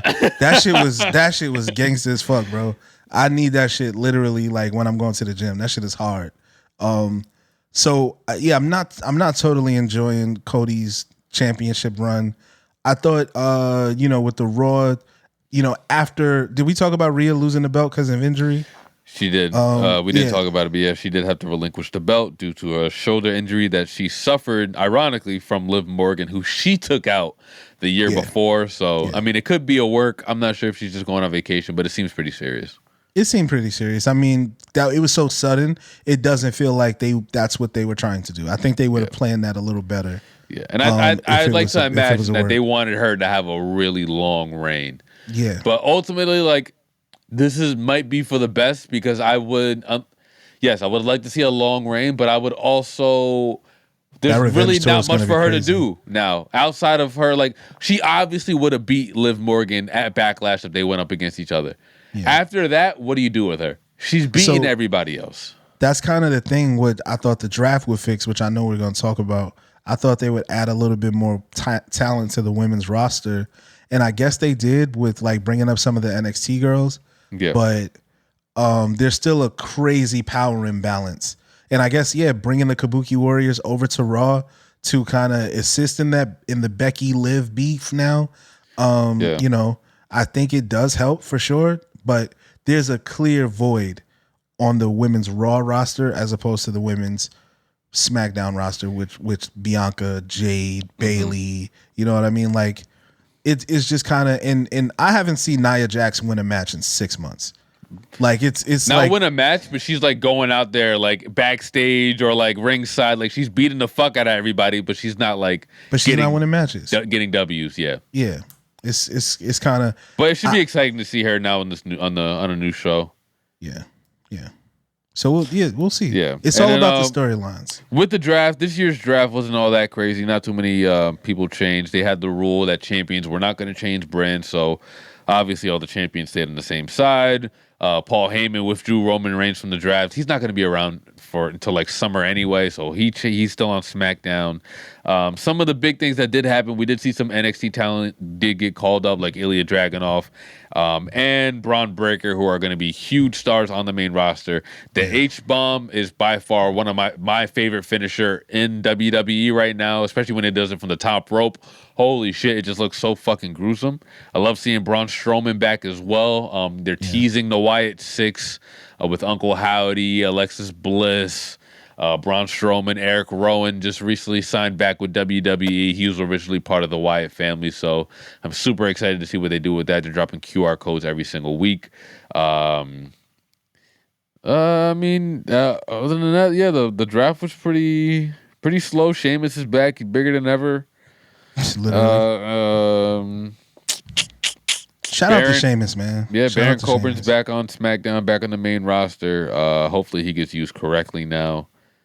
But yeah, shout out to Sheamus. He had an amazing match with Gunther for the King on the first match for the King of the Ring tournament. That was a banger for sure. Yeah. So there's movement, but like I'm not totally invested in the post WrestleMania storylines just yet. Everybody's on vacation. Everybody was talking about how WrestleMania felt like Avengers Endgame. Yeah. And that's literally what it was. It was more like Infinity Wars because half the niggas are gone right now. Yeah, for sure. Half the niggas are hurt on vacation in the IR resting. Like Yeah, no Seth, no Roman. Seth shaved. Seth cut his hair and shaved his beard off. Like, what the fuck? This nigga's like, he's not coming back. He's not coming back for soon. a minute. Yeah, for sure. So we'll see. I'm still in. You know, I'm still watching every week. It's just Backlash was awesome. But I do have I'm not gonna lie, I do have a bit of a hangover, and I need them to pick up some of that stuff and like to start paying off some of these tail end. I mean, they tied up a lot of loose ends, but now they need to start unraveling some others. They also have to keep the fan engagement, especially with like celebrities, up. You know, you have all these rappers and stuff come here for, you know, you have Travis Scott come in, you have Meek Mill come in, you have Uzi come in for you know, you have to keep that going. I'm seeing like Sexy Red is tweeting about NXT and what's happening with Lash Legend and freaking Trick Williams. Like that's shout out Trick fantastic. Williams. Like that's Trick Williams, NXT champion. Dog, a Trick Williams, Jey Uso match. Obviously, it's not going to happen for some time. But talk about over, dog. Even those entrances would be legendary, bro. Like those would be crazy. The best entrance in the world, in the wrestling entertainment right now by far. But Trick Williams is very hard. Trick Williams is very hard. Very hard. So yeah, there's some cool stuff happening right now. Yeah, man. Shout out to WWE. Let's keep it going. Let's keep it rocking, man. Let's get into music though. What we got? Before we get into music, overall music, Dan, you want to talk trades? Yeah. Let's get back to Sound Map, man. Last week we talked about Sound Map, which is basically Pokemon Go for music. Giant map. If you're a Patreon, if you're watching right now, you can see it on my screen. Giant map. There's going to be all these colorful music notes all over the place. Each color represents a different genre. Once you click on one of these, I think I have one right here. A song will pop up. You click it, and then you get a random music drop, right? So right now, I just picked up some La Creme. Oh, a shiny. A common shiny. Hey. Hell yeah. So definitely worth checking it out. Me and T have been, doing trades since the beginning. We did a trade last week. I think since last week, both of us have kicked up OD. So, T, I don't know if you want to check out my playlist that I have. Shout out that premium. Oh no, I have. I got some things open. I didn't check out let me look at the things that you think I'll be interested in, because I have some things that I might want, but I have some good trading power. You might not want to part with them, but I still think I could. But it'll be cool to like have this conversation. And of course, Hyde, please chime in. Let us know if this is a worthy trade or not. Let's do be it. here for this. Let me look through your playlist first of all. But I will start off by telling you, I'm definitely eyeing "Sex on the Beach" by Party Next Door. I'm not sure if you're that too into Party Next Door, but I definitely have anything that I have on this list. I'm willing to part with you. Okay, well let me go look at that. ADHD might be my toughest buy. That is one of my favorite Kendrick Lamar songs. That is what I have. That is what I have on my list of things that I need from you. Wow, you put Feel No Ways on this list. You're giving up Feel No Ways? That's wild. I feel no way about it. That's real. That's real. Liquor, I'm interested. Yep. Kiss It Better, I'm interested in. And all right, let's see. I'll give you I Want Feels Like Summer by Gambino. We there. ADHD for Feels Like Summer. Let's do it. That's a good trade. Now. That's a high level trade. Yes, sir. That's like two great role players that are gonna help both teams. Like for sure. That is a really, really great trade. That's Derek White for OG Anunoby right there. That's what I put in the trade. And they're both, and they're both rare songs on this app. We got to talk about eventually, the more we start talking about this app, it's really interesting what they consider rare and what they consider common and stuff like that, uncommon. And also the economy on here, what people are willing to give up in order to get certain market. Songs. Yeah, the market. The market is ridiculous. I'm pretty sure they go by, because with the recent update, you were kind of cutting off before you were explaining it. With the recent update, it does have a little bit more integration with Spotify. Any songs that you have, you can click on the little Spotify button in the top right. It'll bring you over to the page. So I think what they do the rarity is based on how popular the song is on Spotify. Yeah. Which is why, like, for instance, when Family Matters by Drake first got on here, it was a common, but in about a day or so, it became a rare. Yeah. Okay. So, did you send that trade? I did. We did it. It went through. All right. We got it. I just got Fire. ADHD that puts Feels me. like summer. Put that in my Troy Barnes playlist. Okay. Do you have anything that you want to ask me for before I hit you with my next trade suggestion? I actually remembered that you do have a Tupac song, right? And I'm pretty sure it's a Shiny. Oh, you want my shinies?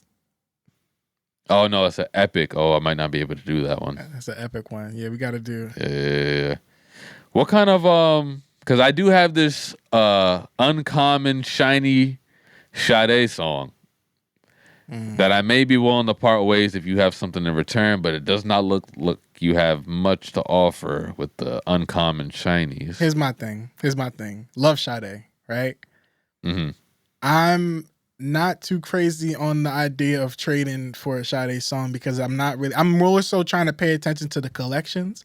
So I'm really looking more at the breezy songs that you got. You got Liquor. With that being said, also, Sound Map, while we have your attention, we need more badges. I know you have a request thing up there, but y'all don't even be going through these requests. I have so much Dr. Dre. Tupac does not even have a badge. Tupac does not have a badge. Yeah, that's ridiculous. That's a problem. Ridiculous. And there's mad Tupac songs on there. Basically Sound Map, if there's a song that's on Spotify, you can find it on Sound Map. So all the songs that are available from Tupac and Dr. Dre, you need a badge, yo. Come on, stop playing. Put the badge up. Let's get it going. Okay. All right. So what else? You say you want Sex on the Beach, right? Yeah, I was eyeing Sex on the Beach, Party Next Door rare, and I was willing to offer you, since that's a rare, and I don't have. Let me make sure. Before I misspeak. I know you're collecting Tyler. I'm collecting Tyler too, but I'm collecting certain Tyler songs. So let me see what I can give you from Tyler. I have Slater from Wolf. I have Safari from Call Me If You Get Lost. I have Exactly What You Running from Igor, and I have Rise from it's the deluxe though of Call Me If You Get Lost. I'm willing to part ways with any of those or multiple for a rare from you. That might be tough, big dog. I'm thinking I have 2 uncommons and 3 commons. How do you feel? Are you collecting J. Cole? I'm not collecting Cole. But I do have some rare Cole. I see that. I see that. I'm scrolling. Do not worry. You have a lot of rares. I do have to say though, if I were gonna be collecting for Cole, I'd be collecting for not collecting for, like, because I'm asking, like, would you be willing to get rid of one of your Coles? Yeah, I can get rid of one of my Coles. But like if I'm trying to complete an album, I'm probably doing the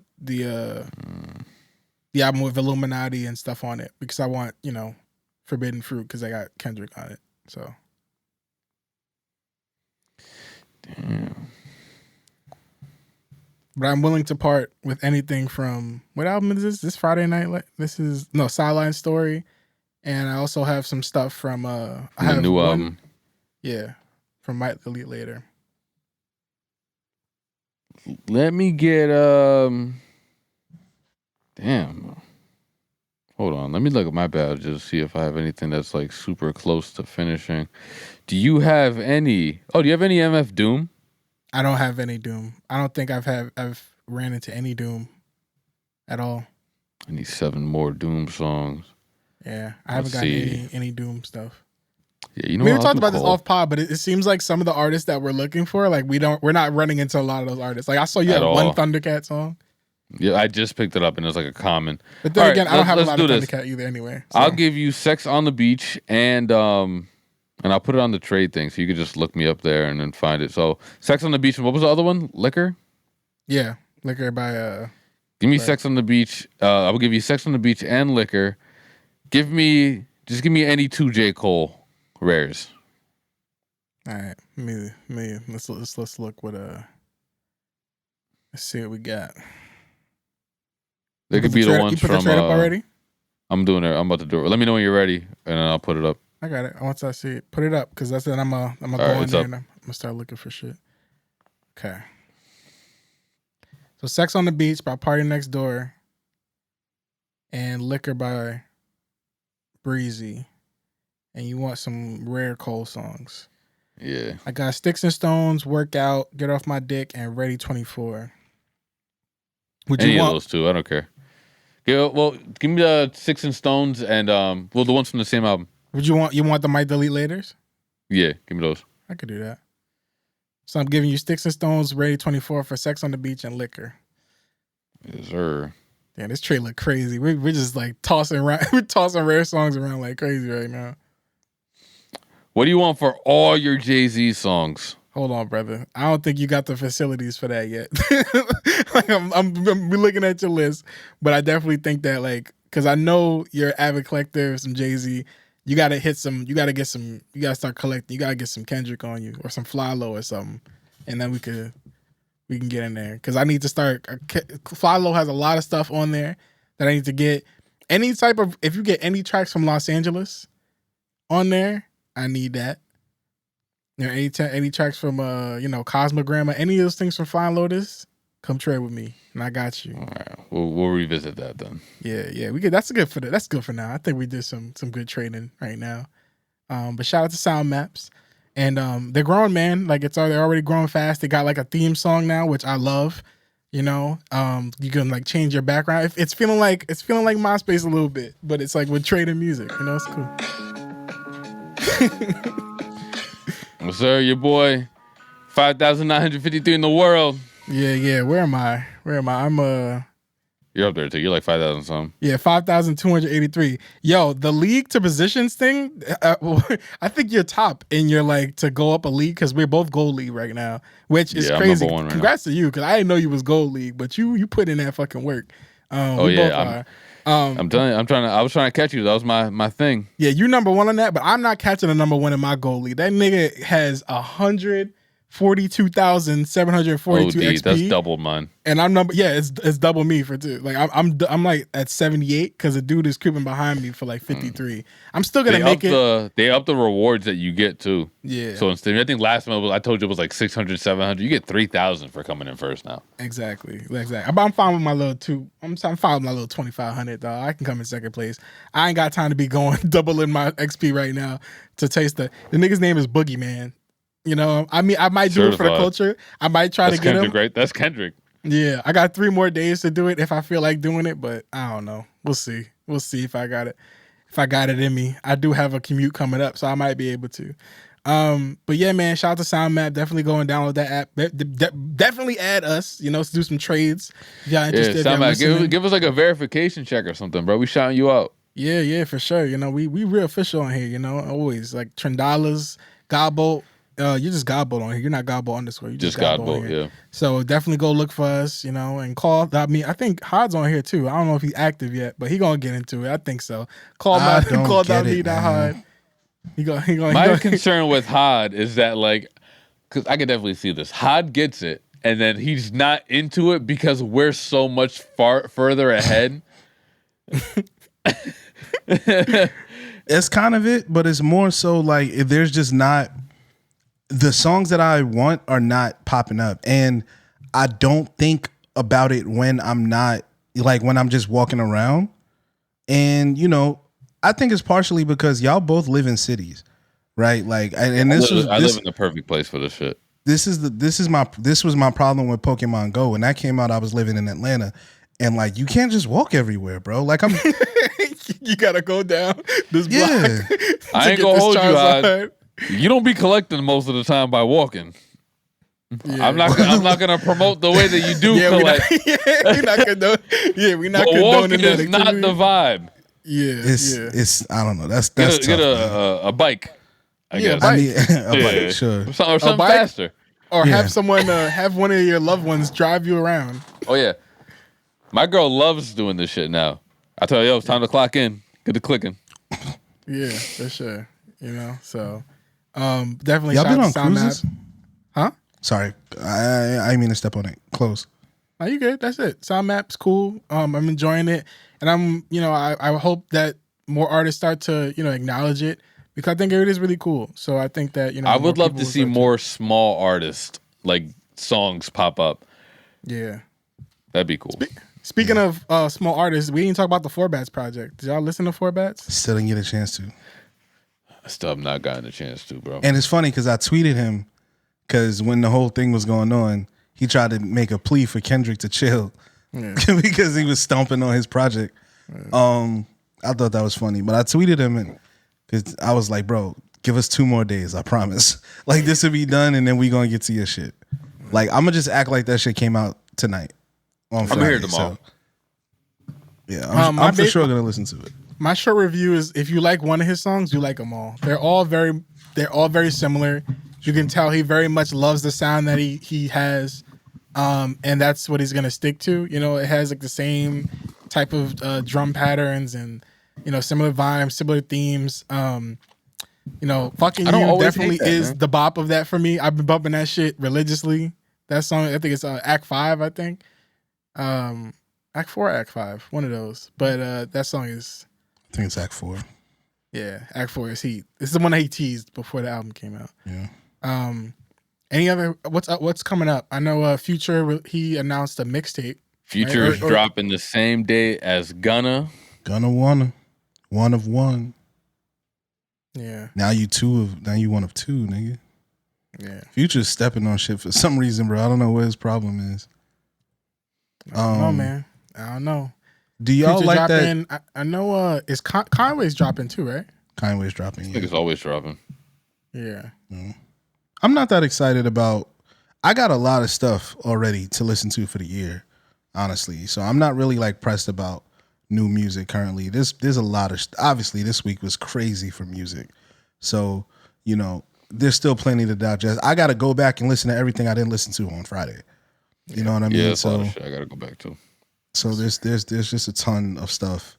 Do y'all guys like that viral record that dropped recently? $1 Million Baby? Yeah. Fuck yeah, nigga. That's my shit. It sounds pretty good. It's a pretty good song. That's my shit, for real. Yeah.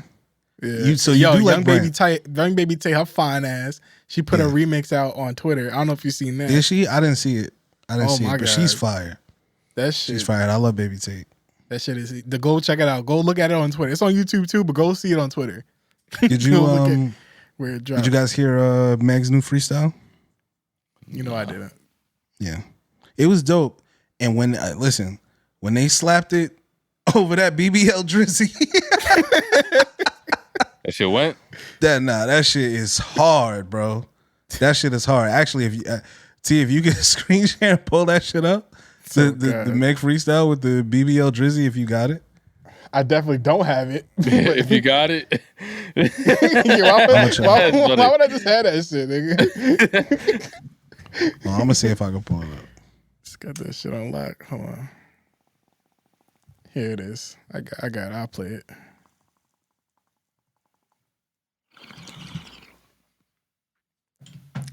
Talking about this one? Yeah. Real hot girl shit.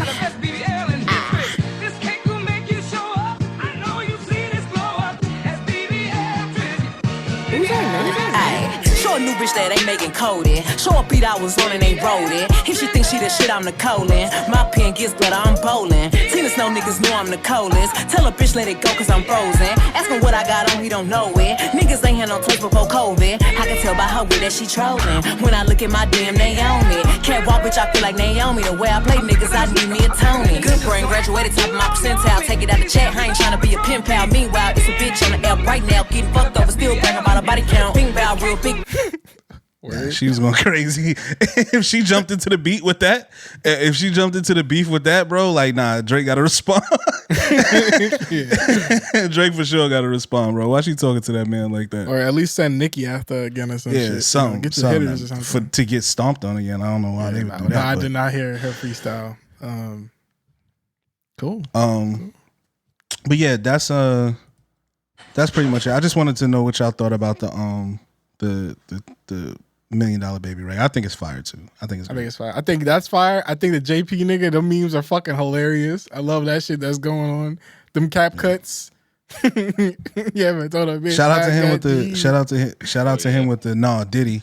That was a great moment on the podcast he was on. You know, just again, the kids today, bro, they're very much like they don't follow the same rules that we follow. They just don't. They're very free. They don't give a fuck about what you want to call it, what you categorize it as. They're being themselves. I think that's dope. You ever make a bitty hit her knees? No. Yeah, it's good shit, man. I think he got an album coming out too eventually. I forgot what it's called. That nigga coming out ball. Party or some shit like that. He's still playing ball and shit. So like, I think it's gonna take him a minute. Yeah. I think that's it for me. I ain't got nothing else. Yeah, cool. Me neither. Share songs and go. Let's do it. All right. I talked about this artist, I think either last week or a couple weeks ago. She's OVO, Naomi Sharon. I'm going to play a song from her album Obsidian. It's called Definition of Love.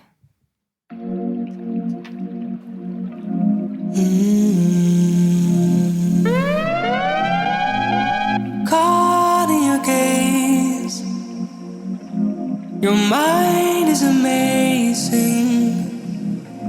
There's too much to say. My heart is ablaze. All I see, all I know is that you are the definition of love. I won't rest. Do you know for sure that you are the definition of love?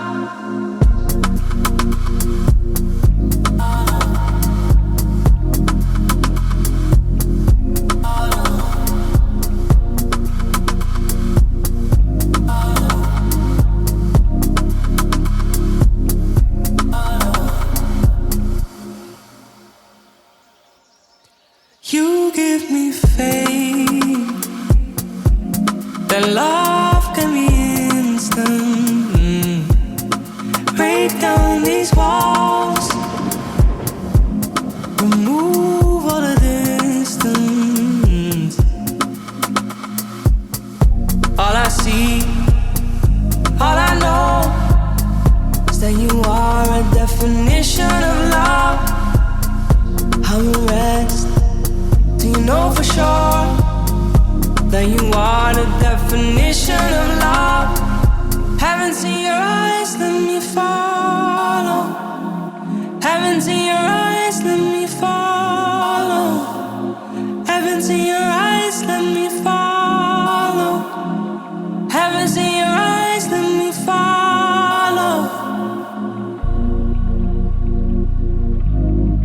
Still I know for sure. Still I know. Still I know for sure. Still I know. Still I know for sure. Still I know. Still I know for sure. Still I know. Still I know for sure. Still I know. Still I know for sure. Still I know. Still I know for sure. Still I know. Still I know for sure. Still I know. Still I know for sure. Still I know.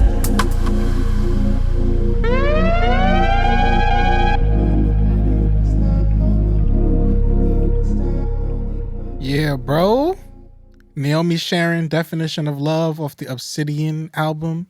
She clearly comes from the school of Sade and using as many or as least amount of words as possible to get your point across beautifully, which I'm a big fan of in R&B and shit like that. Like I always love like you simplifying what you're trying to say, you know, intentional speaking in R&B, and I loved it. Instead of saying something like your eyes are beautiful, I love your eyes, it's heavens in your eyes.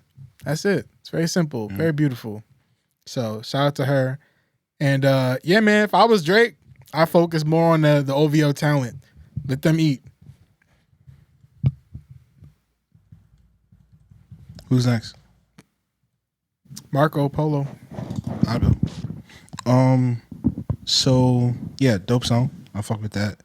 And keeping it on, you know, love and poetry and beautiful words spoken. Record I'm playing this week was released by Rapsody on Friday, and it is called 3 a.m. featuring Erykah Badu.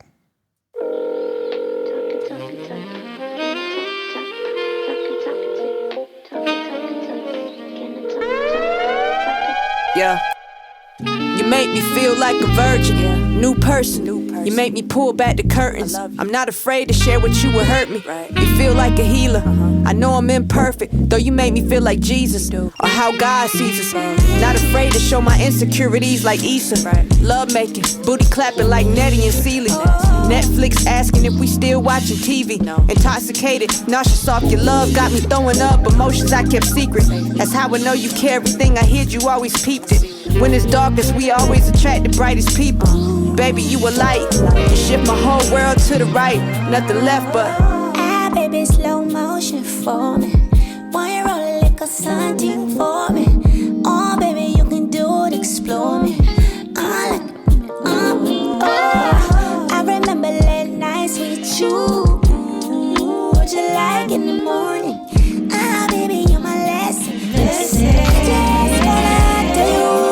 can take the sour out of lemons with your sweetness. Solid, grounded like the one that grows beneath us. I can see your fetus that would probably have my features. We laugh, I sense the humor is what feeds us. I love you, I trust you. Staycations in St. Regis like Weezy.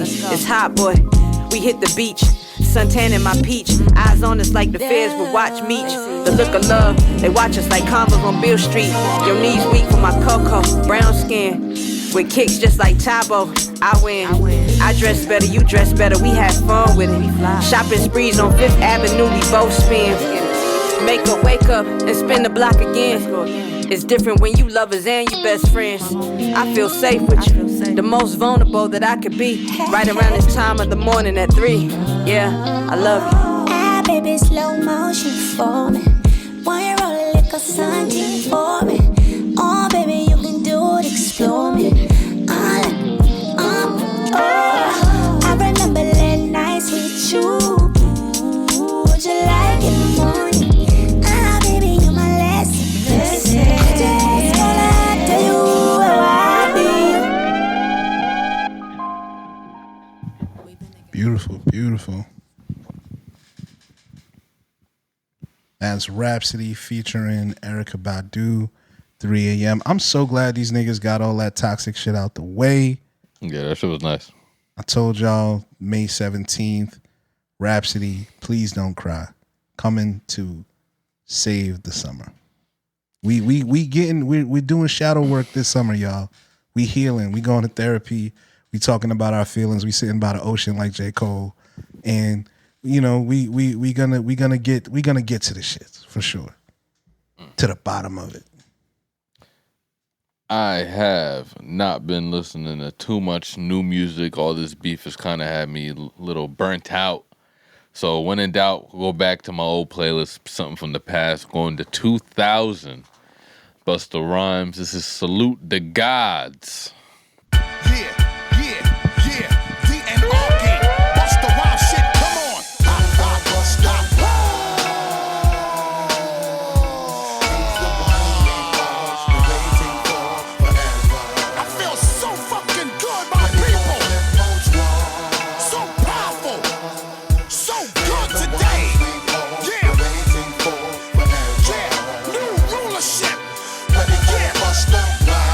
It feels so fucking good in my soul.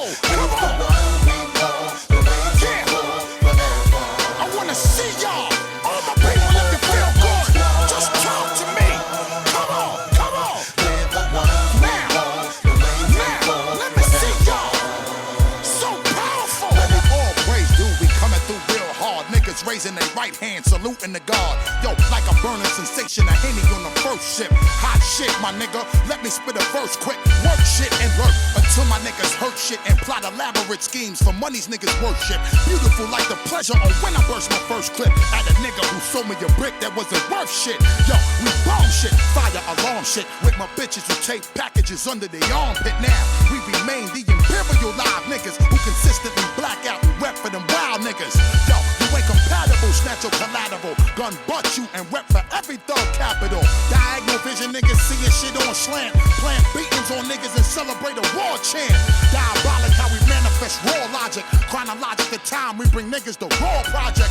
Hold fort and represent is the Grand Wizard, street chronicle illustrator baking up a bad blizzard. I got a spot for ya with live niggas who murder slop for ya, then all of the trench coat mafia. Yo, cause when you hear the sweet music playing, it's like theme music for murder scenes like the Colorado slaying. Cause I don't give a fuck, speeding like we racing on the aqueduct. Black tinted out government truck, curbside on niggas, leaning just a little bit. Truck track with smoke, my bitch will take a little hit. Fake niggas could be the best actors. My bullets were so fast, you feel the windshield factors. In the wrong place to get your wind peeled backwards. Get an ounce of the dro and steam a pack of backwards.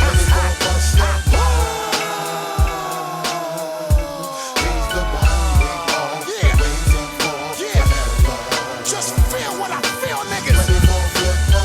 Yeah, just reach up and just touch the sky, niggas. Now,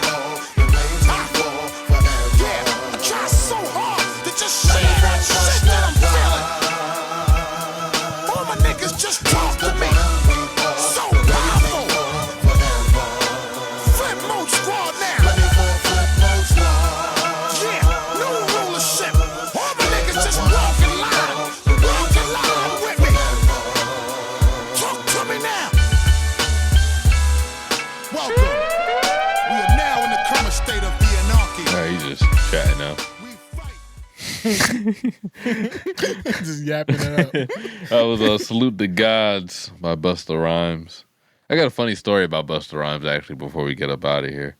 I'm sure I could tell this. So, you know, Jeter had a 420 event last month, and Busta Rhymes was supposed to perform. He got there pretty late. The guys fucked up. They didn't have all his bread ready. He started bugging out, going crazy. Yada, yada, yada. I'm going to shut this whole shit down. Y'all niggas playing me. I don't even need this shit. And then they get the money. And he's like, you know what? It's not even worth it. Yo, I got to pay this nigga. I got to pay that. It's not even going to be worth it. Da, da, da, da. I'm over this shit. Da, da, da. At this point, niggas already left. Dwayne Wade went home. Niggas don't even care no more. It's like 11-something. But yeah. He's like, you know what? And then somebody, I'm not there. This is a story that somebody told me. Somebody's like, yo, Bus, it's all right, bro. He's like, yo, who the fuck told you to talk, nigga? who the fuck told you to talk while I was talking, nigga? But yeah. Was it somebody from his entourage, or is this a random person who was trying to calm him down? So this is somebody from Jeter, but he's the connect that knows Bus that got him there. Okay. Yeah. And he was telling Busta to calm down? Yeah, he was telling Busta, hey, Busta's all right, we're going to get you your money. Shit, who the fuck told you to say something, nigga? So, yeah, then he got on stage, performed, killed it, and then, yeah, it was a vibe. Yeah. Yeah. Very much on brand. Yo, man, since you brought it up, I got to play that $1 Million Baby shit, man, to take us out. Yeah, for real. That shit is heat, man. Thank y'all for listening, man. We love y'all. We the real $1 Million Babies.